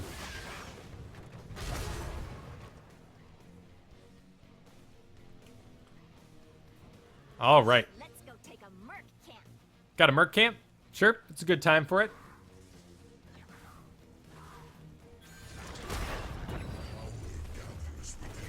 Oh yeah, yes, this is live. Sorry, Sternrook. Been a bit busy. I will take any questions we missed during this game once it is over. But we're getting mercs. You know, this is what we want to be doing right now. Got 2 levels up. That feels real good. Let's not panic, though. Zagara luckily stopped. She wasn't diving for it. We need to wait for our Cho'Gall. We can assume that they're in position already, even if they haven't activated. Actually, we saw Kerrigan briefly right there. And with this camp disappearing, Gall slightly spotted there. Morales, so actually they're kind of out of position. They do not have a gank ready for you, so you're okay to get in there and start this up. A little bit of damage coming out. You can see it doesn't affect Cho'Gall's health much at all. At all. But these little hits on Zagara could add up. But where are they? Actually, our mercenaries have pushed them out. Here they go. Coming around the back. That's sneaky, walking through the creep like that. They're going to try to delete Tychus real fast. Sadly, our Shrink Ray is a little early. If you're ever concerned about your Shrink Rays not landing fast enough, of course, we have Cho'Gall on this map. Very, very sort of, you know, use the ability here. But we can also look, Nova's a decent, yeah, we got, this is a little bit confusing. Of course, if we Shrink Ray the Kerrigan, her shields are smaller, she's easier to kill. But Cho'Gall, obviously, 2 players for 1 spell. Just get out that Shrink Ray really as fast as possible. But here comes a lot of burst damage on everybody. Cup's keeping everyone topped up, mainly yourself through it. No abilities left, though. Need to land that. Need to land a Serpent. Got to get that out. Got to get out that Serpent. Again, the winds come out a little too early. No one is engaged. It's hard. You got to hold back. You got to just have that little bit of self-control. It's very difficult. I'm there with you, man. But Cho'Gall was chasing. He's going to do minimal damage while he's being kited. Getting down and actually stopping the auto attacks of the Nova was the more important choice there. She ends up dying, though, to the Cho'Gall. We got more wins, but we're out of mana at the moment. So we need to touch a fountain. Not really a good time for it, though. Our Cho has more than enough health, though, to keep this going. Morales gets zoned out. In fact, with Morales being the only one left, it don't matter. We can stick around here. Skeleton's going to really mess up Lily, though. She doesn't really have the area effect damage to kill these things. And I agree. Cho is going a little deep. Does he have his punch? No, he's still waiting for it. Throw out a bomb or something, man. Nope, he's going to mount up. He really wants this. But we are leaving Lily to basically run around and take 1 skeleton at a time. This is not worth it. She's even going to get away, isn't she? No, Shadow Bolt Volley. Wow. Saving that for the last minute, I guess. We got some catapults here, though. Everyone dead for 6 seconds. Kerrigan up in 6 seconds. Gonna be a rough position with her to come out here and stop a Cho'Gall from wailing on the core, but a bit wacky. Tychus heading down bottom to stop this. And Cho'Gall is not going to be able to stop this at all. And an unsupported Punisher is going to push the top. We got Nova. We got Kerrigan up. Actually, that's going to be a dead Cho'Gall as he runs into tower range. Oh no, wrong way. That's a shame. Punisher doing his stuff. A couple of these spins might help take down the core. We'll be able to... I think we'll break 50% pretty easy, but we're not going to win the game quite yet. Actually, we might. Oh my god. And it's a 24-minute Punisher, perhaps. These spins, actually, as they pass through, doing quite a bit of damage. And it's down. One more spin. It's going to keep spinning. It wins. Wow. All right, a bit of a stumble through. That was pretty wacky. That was pretty wacky. So, for all of us at home, the takeaway from that, I would say, is Cho'Gall vs. Cho'Gall is insanely ridiculous and wacky. Heroes League, we won't see that sort of thing, so the strategy can be a little clearer. A couple of misplays by basically everyone.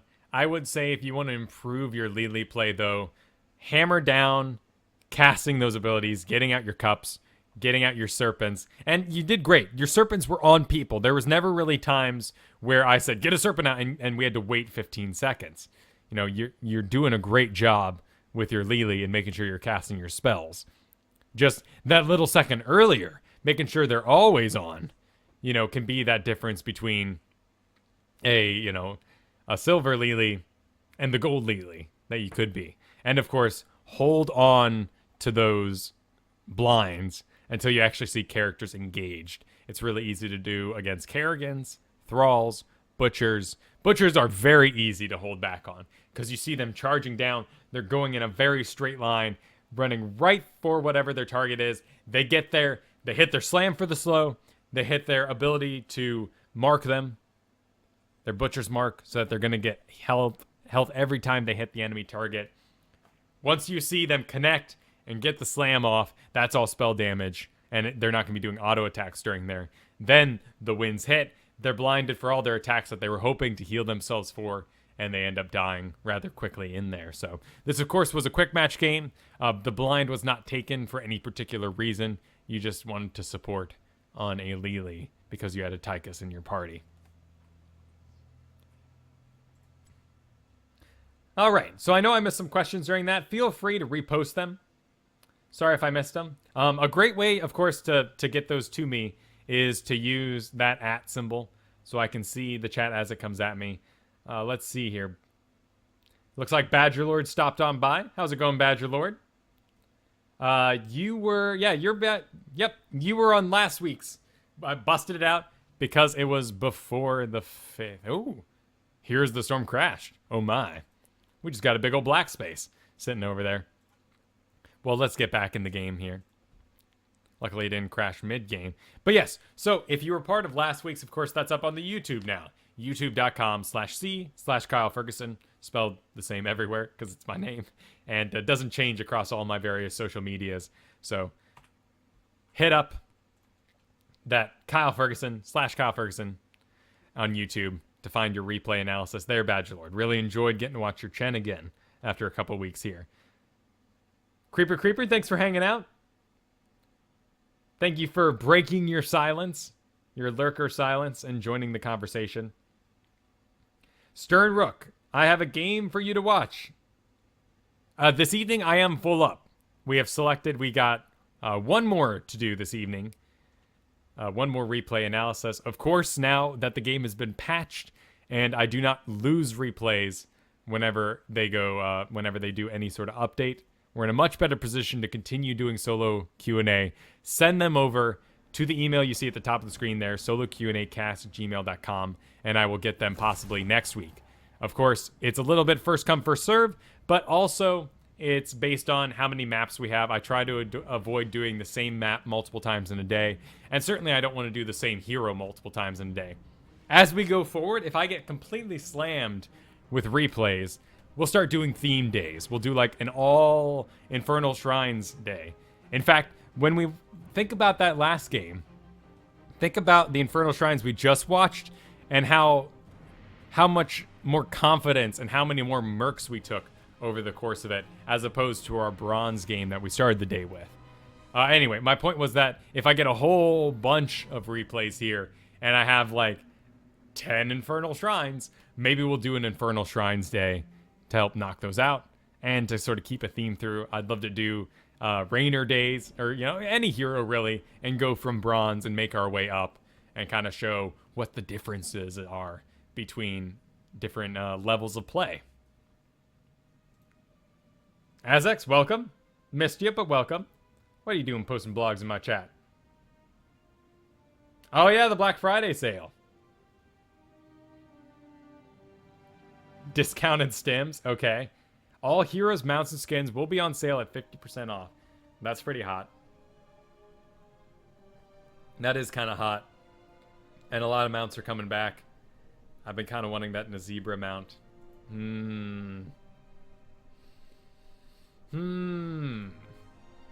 I've got 12,000 gold right now. So I'm currently debating who I want a master skin for. Interesting. Anywho, making my way through the past. Answering questions.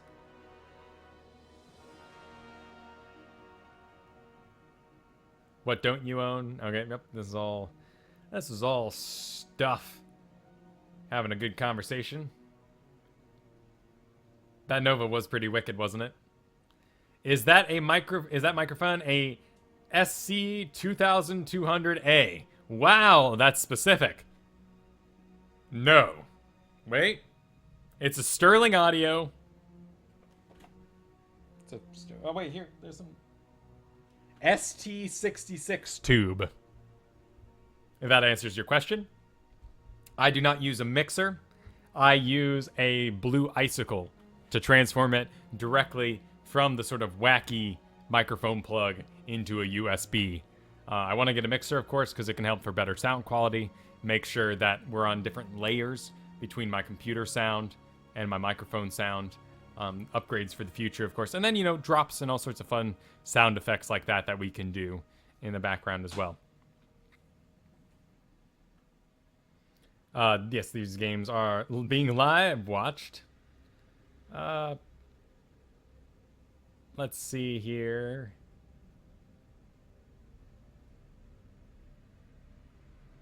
No, it's not over. We're still going. We got one more to do today. And then after watching so much darn heroes, I want to play some heroes myself. Buy Horse Pants Master Skin. What? Horse Pants? Oh, yes. XLR to line in. That would be the fancy way to say it. That's cool. Badger probably went off to watch his own replay.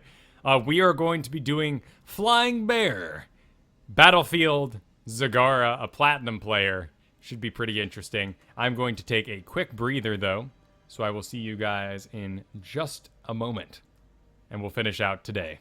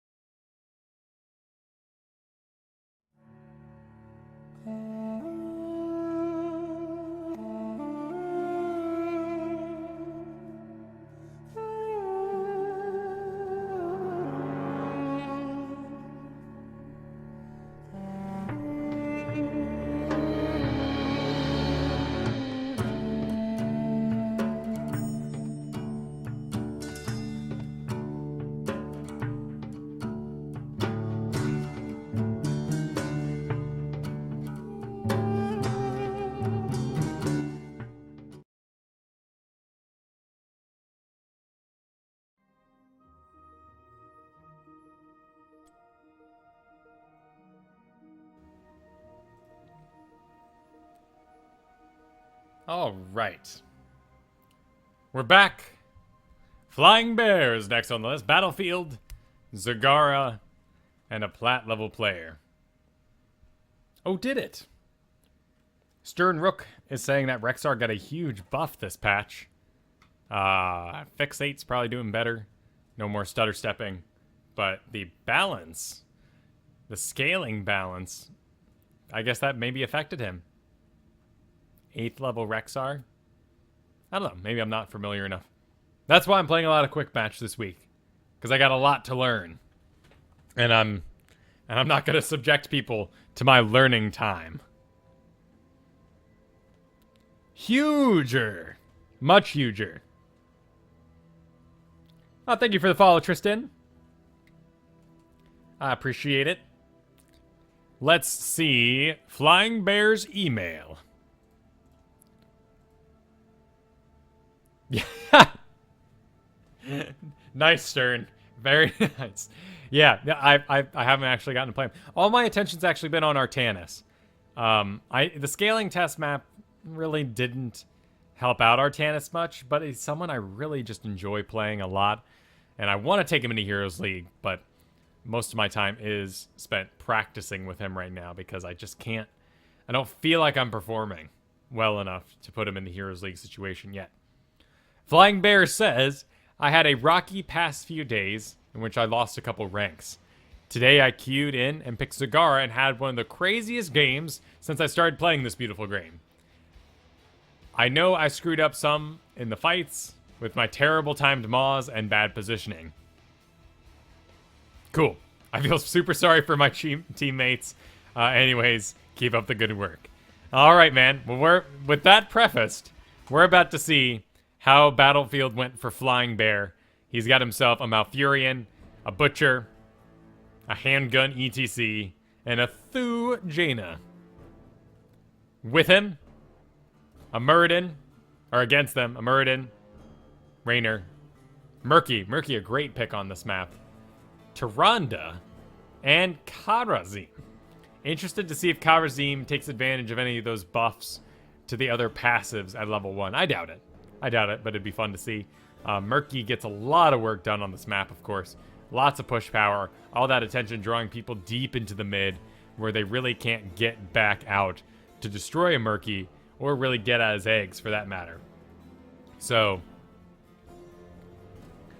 we'll see. We'll see. Butcher, ETC, Zagara. No real synergy there. We do have some circular synergy going on, though, with the Malfurion and the Jaina. You land roots, it's a circle. Jaina's Blizzard comes down, it's a circle. Maw could also take advantage of that. I see a lot of potential for Maw to ruin things here, though, with a Mosh Pit, with a Butcher, Jaina, all that sort of thing. Maw seems to work better in some combos, but we'll see. Maybe you guys can communicate in a solo queue situation and wombo combo it out. The other team, though, Murky, double support for the Raynor, so I fully expect him to not take that give me more talent. He did end up going the season marksman. Monk did going healing, and we have a lower cooldown on Hunter's Mark by 8 seconds. Wow, that's a lot. So that's gonna be quite a bit of burst damage coming out. Muradin, Murky, undecided at the moment. Jaina still going for that 5% extra chill. I think there's better options now, but the 5% does affect everything you do in game. ETC doing it right. Block, interesting choice. Great for the Raynor. Gonna be getting punched by the Kharazim. Not too much damage there. Tyrande can do some decent damage. Definitely a Raynor informed pick. Innervate by 10 seconds. But we do have a Jaina, I guess, for what it's worth. And then you do the creep restoration thing, because that's what there is for you at level 1. Can't wait for some talent diversity to be plugged in there for us Zagaras at home. I get you. I get you, Muffin Pickle. Lord of Sin. Very nice.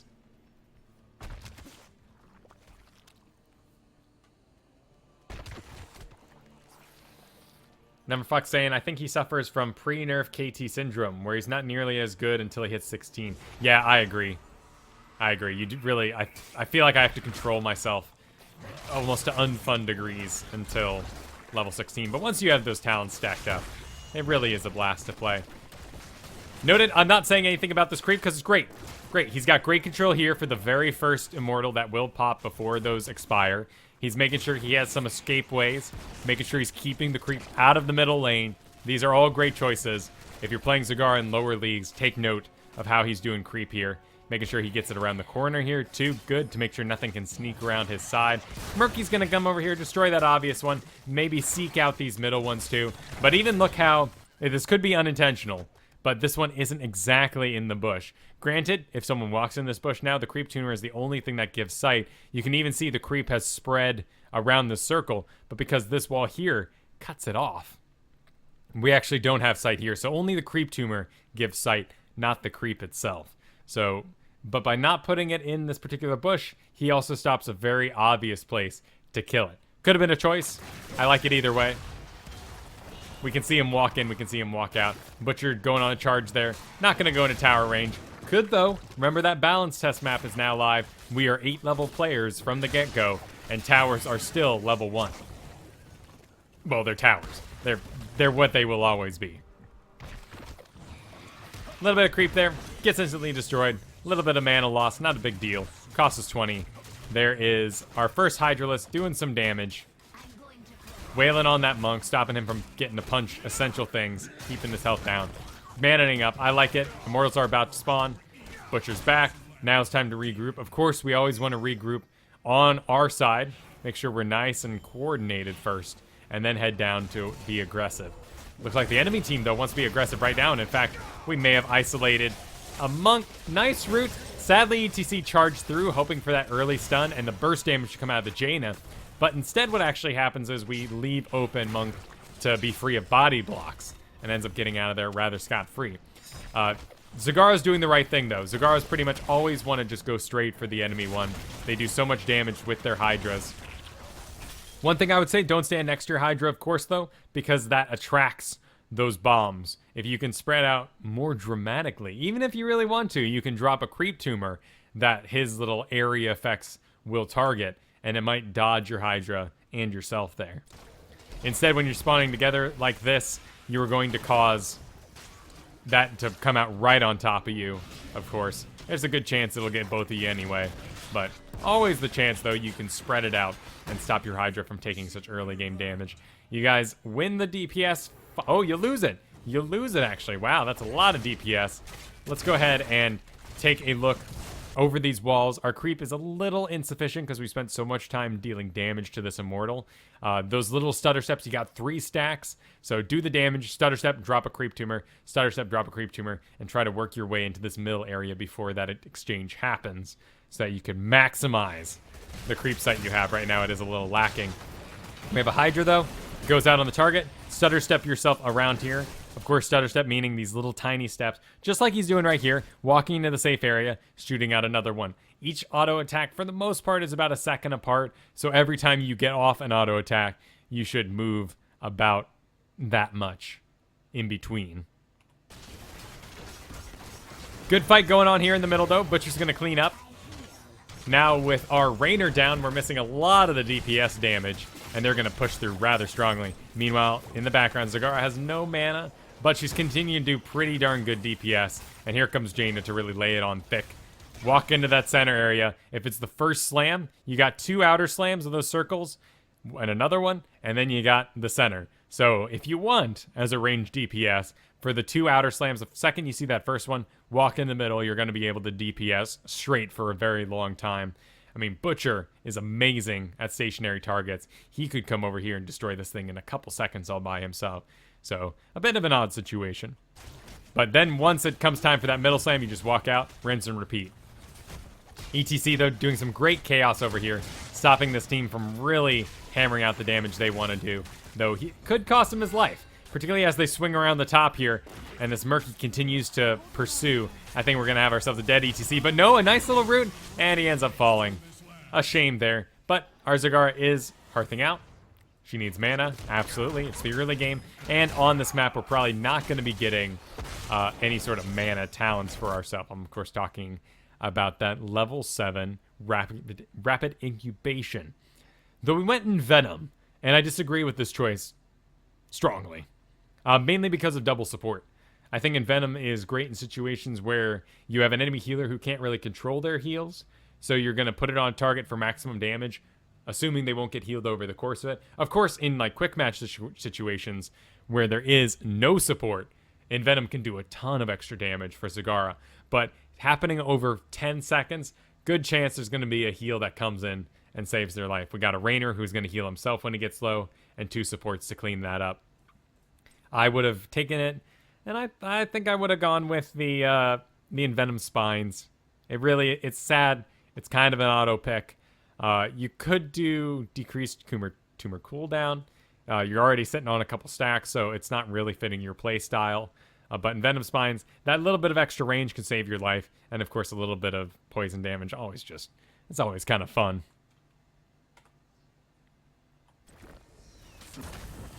But here we go, pushing the top lane. We got a push coming in on the bottom. Butcher's real low, dodges the stun. Anything we need to concern ourselves with in the early game here coming from the other team? Actually, let's take a look at that. Let's see, we got Hammer, returns mana. I like it on this map because you spend so much time mid. You can run out of mana pretty quickly on Muradin. And then he went with Crowd Control. Interesting choice, not what I would have picked, but we're still looking for that level 7. He might still possibly go for that Piercing Bolt, which is really a great combo with the Infused Hammer. So we want to make sure that we're not standing in straight lines for the Muradin when that comes out, and we want to make sure that if we think someone's body blocking for us, our tank is in front of us, that we're not in that straight line because it will pierce through. I assume he's going with that at this point right now.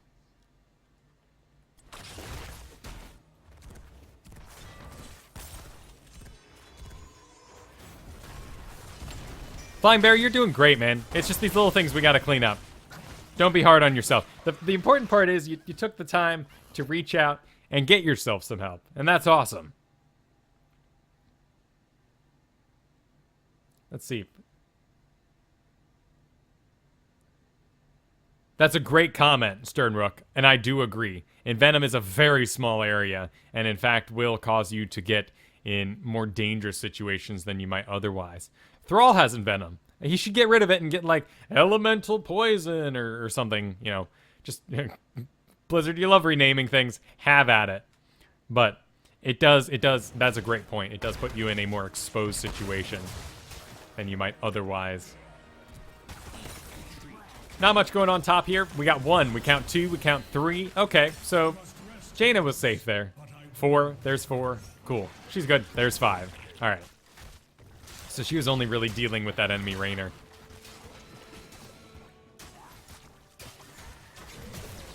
All right. Well, a little stun coming out on the Zagara. Not a big deal there. A nice pushback. Great Banelings to follow it up. Stuns land, stopping that from Butcher from closing the deal. But we do have a dead Murky. Or a dead Murky egg, anyway. Great little whale on this wall. Still not enough damage to close the deal yet again. Let's take a look at your cooldowns. We got the Hydra. I'd go ahead and drop it on lane. Those Banelings doing a good job, though. Just go ahead and drop it on one of these lane minions here.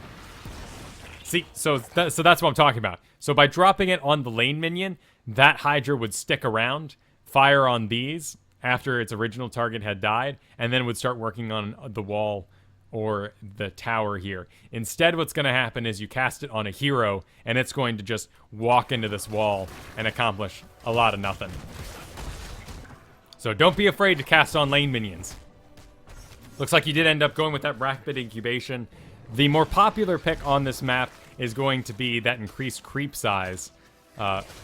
Your endless creep increases the health of the tumors, make them a little harder to kill. Oh boy, Butcher's body kind of let him down around this side. That's a bad call. ETC though, nice stun, allowing you to sort of wiggle your way out. You got the Envenom though. This is gonna be a long walk with a Murky following you. Might be able to take him out. He's still got a bubble in you. I would stop. Yeah, you kind of got off a little bit of healing there, but the Murky does end up taking you out. What you could have done also was saw that Murky bubble incoming, put the Hydra on him, and then ran back the other direction. It's a bit odd, but the wiggle would have worked out. So you're running this way, and we got Murky chasing you. Let's do a circle. That's square. And Murky's chasing you. he's going to bubble and chase you. And that Hydra is going to fart off, lose its target, and it's going to start pushing, or going to push the lane.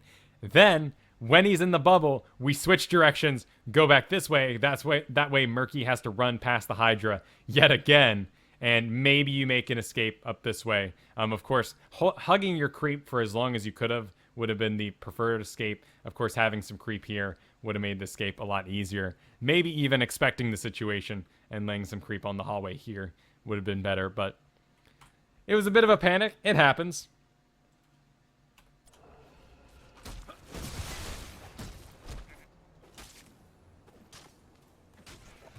And now we're just kind of, we're waiting for you. You're a lot of our range DPS for the bottom right now anyway. Jaina's up top. Looks like they're actually engaging in a bit of a gank at the moment. Malfurion going to do plenty of healing, though. Not really in a situation to save the Jaina. Where's Jaina off to, though? Where you at, buddy? Ah, nice little burst damage. She comes around the corner. Malfurion getting another one off. All right, wants to lay some roots.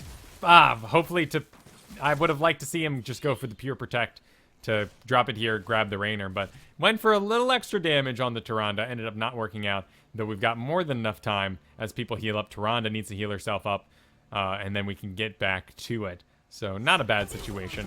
Everyone's back in control. Got that creep going. You got one extra stack, though, so lay it down. Lots of burst damage coming down, though. End up falling. Let's take a look at that situation once again. Looks like it was just some bad positioning, but let's see what got you into trouble in the first place. You come around the top. You're well protected in this area. Lay a creep tumor. Good, you did. But you overstep your tank as he hides in the bush. Should the tank have been in the bush? No. Should the tank have dove to the back line when there's two melees going for your buns? No. A little bit of a mistake by the tank and a little bit of surprise as you found out that your casual walk through the middle turned into bad positioning. They wail on you. Murden jumps around the top. A big heal from Malfurion. Not enough to save you, though, since it's over time. Maybe a Panic and Venom would have been preferred there. 60-second cooldown, though. You'll be back in 14. Not a horrible situation. ETC and Jaina can actually hold this for a while, but here comes the Murky, actually. Gonna come up behind the Jaina and stop her from doing any damage. When you're running away, you're not doing any damage. ETC falls down there as well. Uses that area to actually zone out the Murky and make him go away for a little bit. Works out well, but sadly not well enough. This Butcher, what's he doing? Is he looking for stacks? He's got, what? Nope. Oh, he's got 35. He doesn't need stacks. I don't know what he's doing down there. Farm in the lane. He's trying to get us to 10. Not a bad idea. It's something we need to communicate as a group. I never saw Butcher say, I'm following, I'm farming lane. Which could mean we send you as Zagara top. That wouldn't be a bad choice. Jaina could also go clear a top lane really quickly, maybe take out that fort, get yourselves to 10. He probably has the right idea. He's not where he needs to be and didn't communicate his idea thoroughly to the rest of the group. So they all back up. They all get in defensive posture. We got a long ways to level 9 or level 10 though. And oh no, Butcher, you made the bad call, overextending. ETC was right there too. It was such a good choice just to hang out and wait. So we're left defending against a very annoying Murky. Again, casting that on a lane minion would have caused maybe a little bit of DPS. Instead, the Hydra does chase. They're getting quite zoned out here. And running in very different directions. This Jaina needs to realize she needs to stay behind the ETC. Or maybe the ETC isn't acknowledging the fact that Jaina and Butcher keep overstepping him. Going out on the Monk. Monk falls. Butcher falls. Here we come around the back. We want to regroup. We want to make sure that ETC can get out in front of us. But where is ETC? That's a great maul. Do the combo. You got it in ya. Make the count. Nice job. That was good. Great job, dude. That's a very solid thing to have down. Murden gets hit by a stun, though. It's plenty of damage his way. And he ends up falling. Now what we have is the Murky. A Monk who just came back. Feels pretty quick, doesn't it? When you're not playing the game. You're not the dead character. Feels a lot quicker. Murky making an escape around the top. He's going to try to come back around here. You guys are right to try to keep up this defense. Zagara going on her DPS spree. It's what she does well. Getting hit. But this is all crazy time. They're just going to die for this, so we want to get as many kills as we can here. Actually, can we hold on by just a little bit? Actually, Bobo ends up cleaning up. He's going to fall for it, though. This could give you guys the little bit of XP lead you need, as long as you don't lose another fort. Flying Bear, you got to get some mana for yourself. So, yep, throw out everything you can. Put out some creep before you go. Remember to use those escapes you've made for yourself. Concern yourself with building that highway first before you do more site-based things like this. If you're alive, it's going to be better for your overall team. Let's get you top. Keep from losing this creep here. I guess that's a fort. Decent damage coming out. Here they come, though. Tyrande. Murky's still pushing the bottom, though. Probably right to go defend this. Sadly, it is going to mean that top is going to be a little more chaotic without you. Though there's a decent water elemental. An invisible goes out, actually. Tyrande's going to get out of there. The Hyperion coming in, zoning out the entire area. Meanwhile, you're just dealing with this really annoying Murky. Got it. Make sure you dodge those. An extra couple steps would actually save your life here. And the Rapid Incubation actually doing work. What I meant by a couple extra steps there was that I wanted to see you overstep the ability. It's got a box to it. It's got a very clear box to it. Wherever Murky casts it, of course. So there's the line. There's the zone that this ability is taking place in. Thusly. And so when you got up here... First of all, I would have said just come around to here and fire on the Murky from a more safe position. But since you went through the middle, just take that extra step and get beyond the casting range of the ability. Each little Murloc that hits you is going to increase that poison damage and damage over time. And you can see how it really stacks up. Smart move with the Rapid Incubation, though. And the Hydra does his work. But we do lose that fort. We're going to get level 13 for the enemy team here. And things are going to be a little dangerous for about 30 seconds, I'd say. So just play safe. Murky's, of course, already back up. If you want to push this out, you want to get him back. Again, put that Hydra on a lane minion. It'll still shoot the Murky. And you can see how it disengaged from it completely. Murky dies. Dangerous situation here with the Rainer around the side. Of course, for his own safety, I'd like to see him in the back there supporting his team. But he ended up doing quite a bit of damage and is rather excitable with those stutter steps. So what do you do here? So you went with Mutalisk. It's got a lot of push power. On this map particular, I like doing Hunter Killer. Hunter Killer gives increased range and damage. You can sometimes, in some situations, slightly outrange those stuns. But this is a bit of chaos, isn't it? ETC was already pre-interrupted, I do believe. So I don't think that Maw ended up ruining anything. Or ETC canceled. It's kind of chaotic, isn't it? Alright, there's the day. Okay, so it was immediately interrupted. You didn't ruin any sort of ETC ult there. This allowed you guys to box it up. Murden runs for it. You take the camp. Rainer runs for it. ETC. There's the power slide. There's the push. Excellent. Kept her right in that blizzard range. And we're chasing. Getting out in front of the ETC, always a bit of a dangerous situation, particularly when we don't have any mana to follow up on whatever sort of calls we make. Another interrupt. Jeez, that Tyrande's right on top of that, isn't she? Nice job by the Jaina.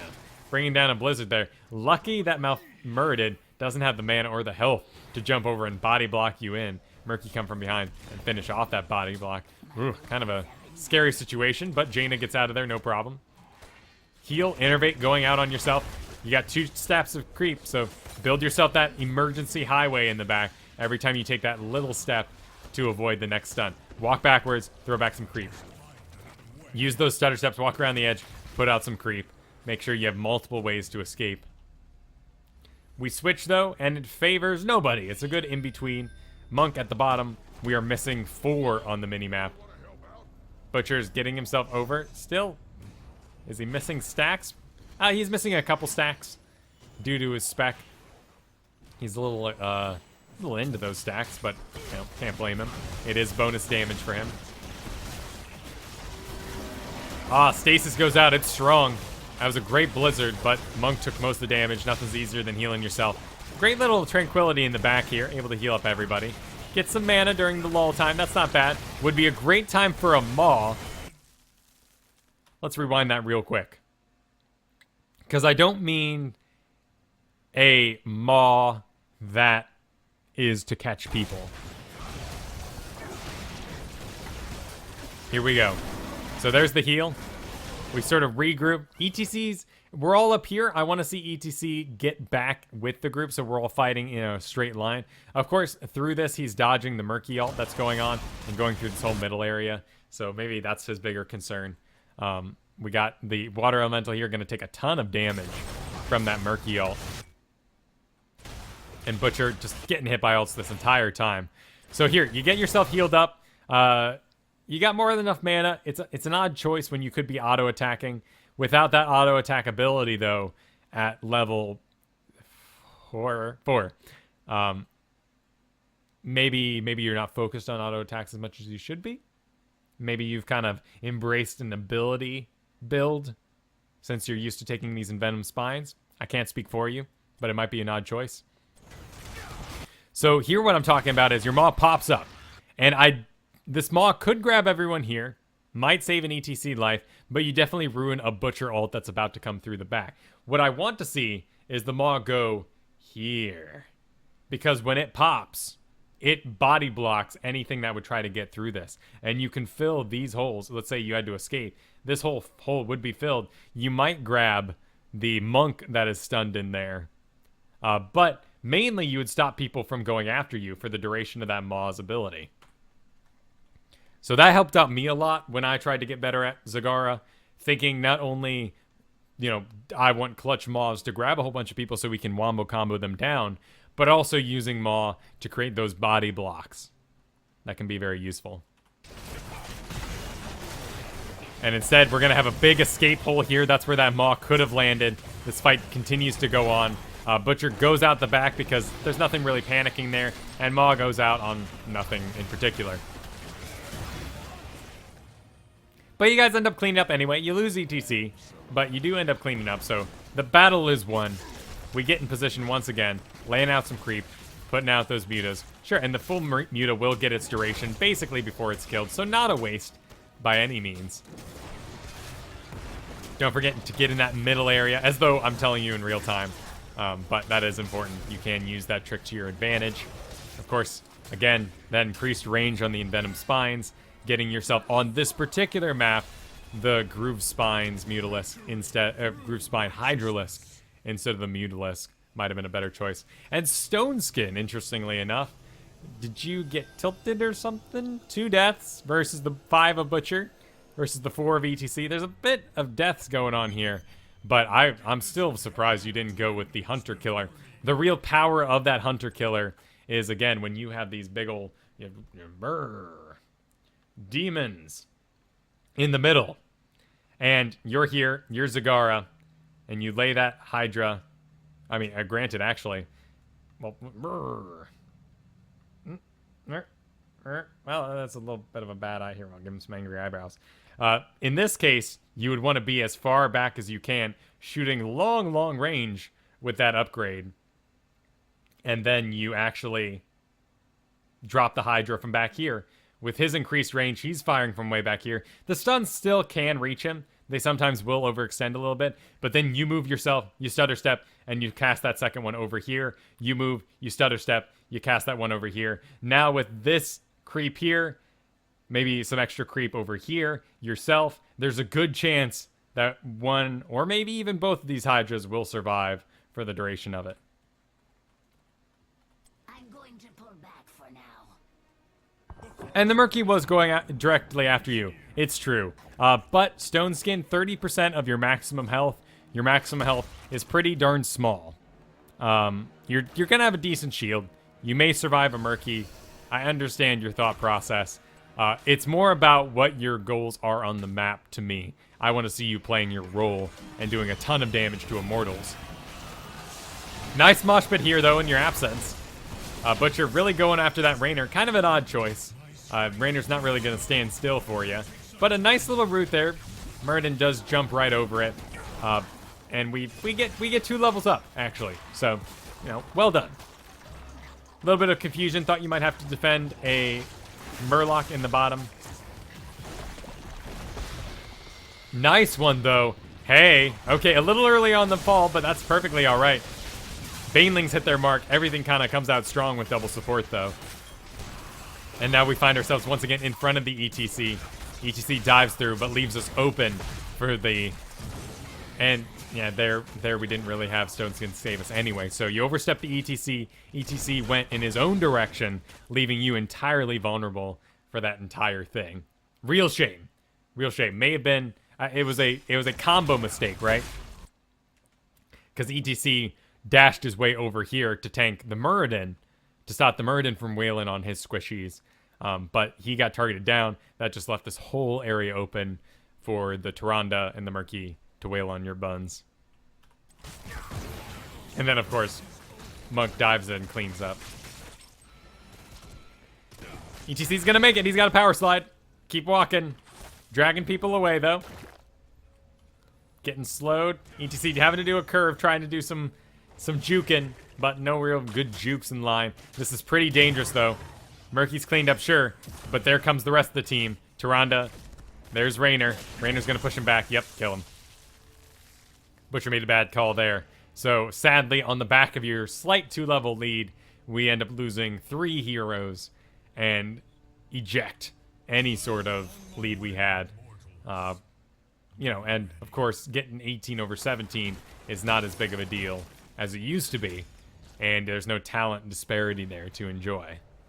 Did you think you were rid of me? Glad you enjoyed it, learners. Thanks for stopping by. Hope to see you in future weeks. Just recapture this mercenary camp. All right, well, we got Bobo visible in the bottom. We know a couple people might be top, making their way down here. Murky just searched for us. We need ETC. He's slowly making his way over here, but we could have a pretty big mobilization in the shadows against us. Though, do we see any damage on our Immortal? We do, so we're open, we're free. ETC's out in front. Follow him. Good job. Nice control by the ETC there, making sure he didn't pop her back out of the stun. And that ends up deleting a Tyrande. A little bit of confusion as we can't see the Hyperion because its center was behind a wall there. Odd little graphical thing going on there. But let's see, taking some damage here. Throw out that Hydra, why not? But we get a Maw off on a tank. Not the most important Maw in the world. And in this case, we end up not even using Stone Skin. It was off cooldown, and we're dead for a full minute. So worth those panic clicks on the Envenom and the Stone Skin in the late game. Sadly, I know there were some stuns on you there. You couldn't exactly land the Stone Skin when you wanted it. But an ability not used is not worth it in the first place. Butcher, once again, farming those lanes. He keeps dying. He keeps losing his stacks. I get why he's doing it. Of course, we're going here on the Muradin. He's the target, though, that there is to go on. So not a huge deal there. But in the background, Malfurion falls to this really, really aggressive Murky. And we're still missing Tyrande wherever she's off to. Might be down defending. Kind of an odd situation, but if left alone, Butcher's gonna burn through this real fast. ETC, though, left all by himself. He's calling for aid, or well, Jane is calling for the Butcher to help him out. Their damage is, of course, gonna eclipse the Butcher rather quickly, though. I mean, look how fast he can get going when he can just stand still. Really doing some real damage there. And Bottom's getting pushed out on the back of this, so that's good. Yep, rebuild that creep highway. Gonna need it for yourself. You have great creep laying once you first get out. Clearly, you died. You think to yourself, okay, as soon as I'm out there, I'm going to respread the creep. Drop it in the middle there. But once you've got your 3 stacks out, I feel like we kind of lose track of laying the creep, which can be a bit of an issue. Baneling's going to do more area effect damage than they will do single target damage. So actually, you're locking yourself down in position, and that can be a problem with both the Murky, the Muradin with the stun, but mainly the Tyrande. You got to be really careful with those Baneling barrages against the Tyrande, and you got to stand still for that whole thing. It's really the reason why the talent, where is it? Baneling Massacre, increase the number of Banelings, is a very bad pick, because you have to stand still longer to spawn those additional 4 Banelings. So that's why no one takes that particular talent. locks you down longer, easier to hit with Tyrande stuns.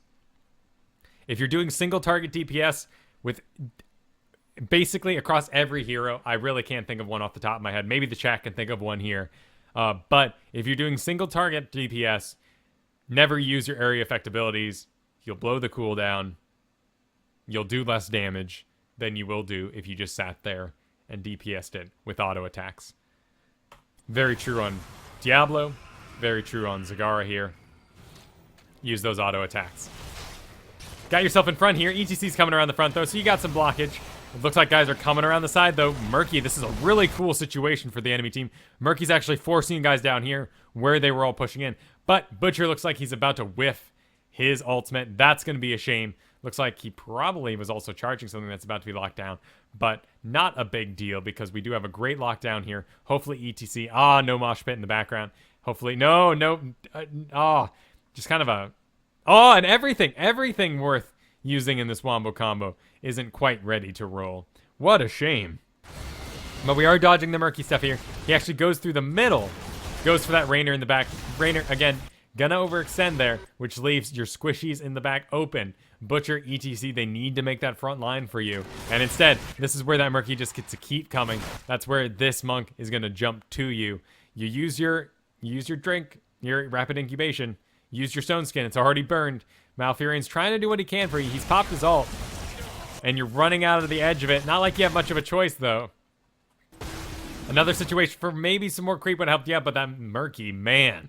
That slime does a lot of extra damage once you're already pre-slimed. And you're dead. We ended up not taking out anything during that. Oh my goodness. Tyrande getting out the back. Our Butcher, our ETC really has some major issues with his tanking here. He gets shark mode. He sees blood in the water. He sees almost dead heroes. He ends up using his push to dive for those rather than defending and stunning dudes that need help. Like that Butcher there. You know, again, we're pursuing low health guys, and we end up leaving things open. After that, you know, the heal goes out on Rainer. That heal from a Tyrande heals both the target and herself. So they end up getting the confidence once again in a 5v3 situation to get back in the fight. And we could very well see ourselves get cleaned up here. Yep, there's that. there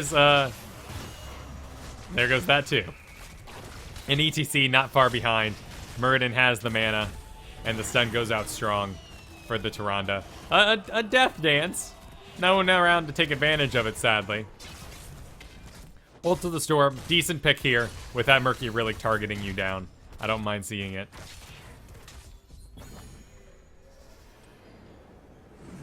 But hey, wow, look at all those javelin throwers. They're having at it. They're doing what they can. Maybe we'll get, there'll probably be a wave before they can actually clean this up. But maybe this is the best we can hope for right now. Oh, there's the wave. Hey, this guy, come on. Come on, you got it, man. It's all you. Don't target anything else, you dick. Come on. Just, how much does this even have? I can't tell. I can't tell how much is left. There you go. He's a hero.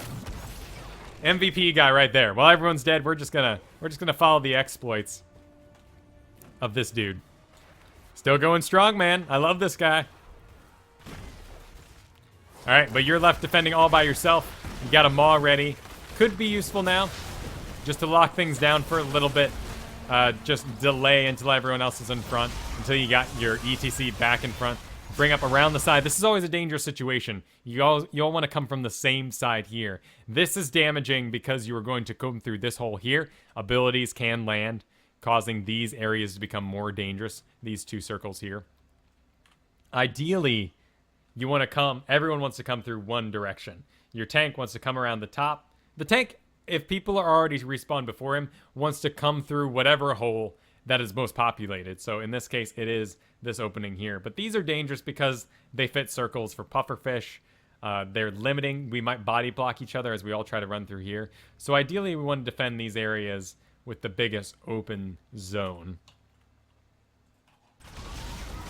Sadly, he got cleaned up. Well, no, actually, he's still going. There's the guy himself. He's still going. All right, he's dead. Monk took him out. Butcher's making a call.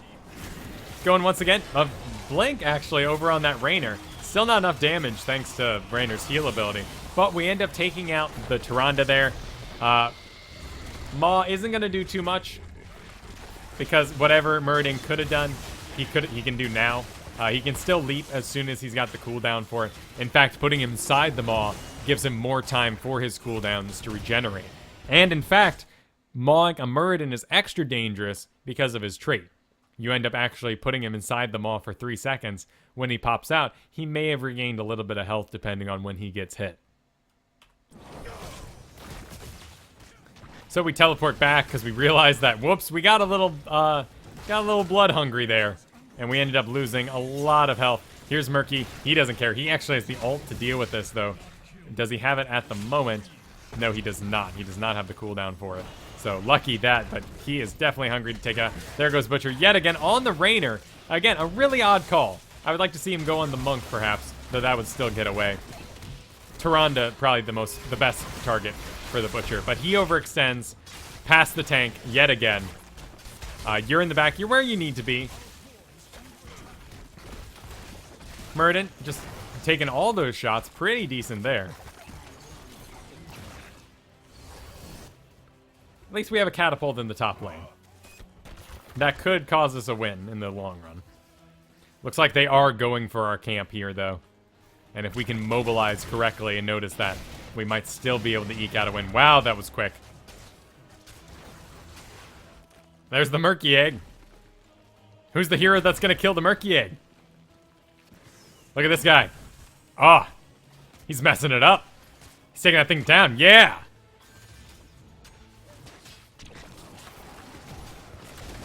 Nice banelings. Yep, gotta rebuild that creep.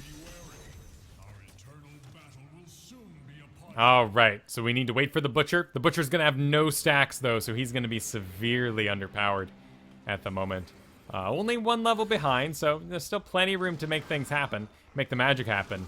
But with 11% left on the core with full shields, we cannot let these mercenaries get by. And we need to get the ETC out in front. Really, really do. Jaina is in a very dangerous position. Everything is missing. And of course, Butcher, we need to realize this about Butchers. They're gonna want to go get their stacks. And I don't blame them at all. But it's not being communicated. And instead, we're feeling like, Butcher, where the heck are you? If he could say instead, delay, defend until I have my stacks, that's a better situation there. Monk teleports out. Oh, Monk! Well, it was ruined anyway. Rainer ruins the mosh pit. But sadly, nice ult by the Butcher, perhaps. Still really focused on that Rainer, though it is a lot of their damage. Actually, sorry, let's take a quick moment and see that damage. Like, okay, so he is right to go on the Rainer. I still want to see the Tyrande die perhaps first. She's the one ruining a lot of ETC's business. But Jaina making a run for it. Doesn't really have the energy to stick around. Actually, she gets a heal. She finds the confidence and takes out the Monk. This could be an actual sort of win situation for you guys. 2 dead for 51 seconds. No, there's no reason to... Oh, you're going to go defend top. Yeah, I guess so.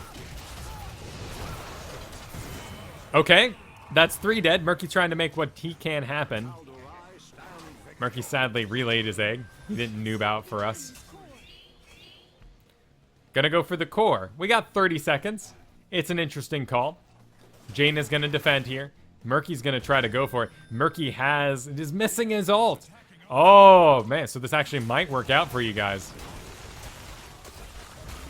This is where those 2 stacks of Hunter Killer could really help you out with the DPS. Don't turn and fight anything else. It's got to be all core all the time here. Jaina is missing. She's a lot of your DPS. But we're slowly respawning. Rainer's coming back, and you guys pull it off. Hot day. Well done. That was an excellent call by the Jaina. Saw an opportunity, won the game. Of course, Butcher on a core, an unmoving target, gonna do a ton of extra damage. So, whew.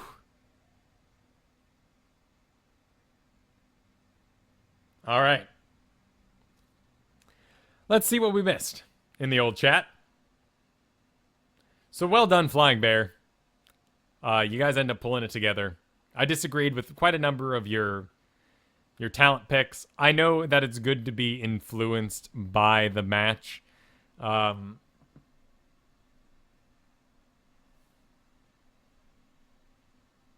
So Stone Shield might have saved you a couple times. You don't need it if the ETC is good. And maybe we should have put more attention to ETC's positioning and stayed behind him rather than we need to realize that ETC power slides out, leaving vulnerabilities for us. Oh dear, there's someone driving by with their with their trunk wide open. They're gonna lose all their shit. What? All right. Well, they're gonna lose a very expensive TV. It looks like, but they're gone anyway.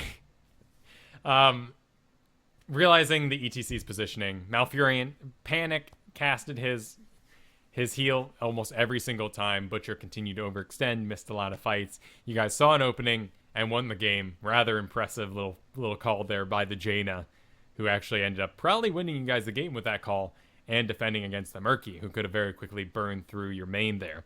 So, in summation,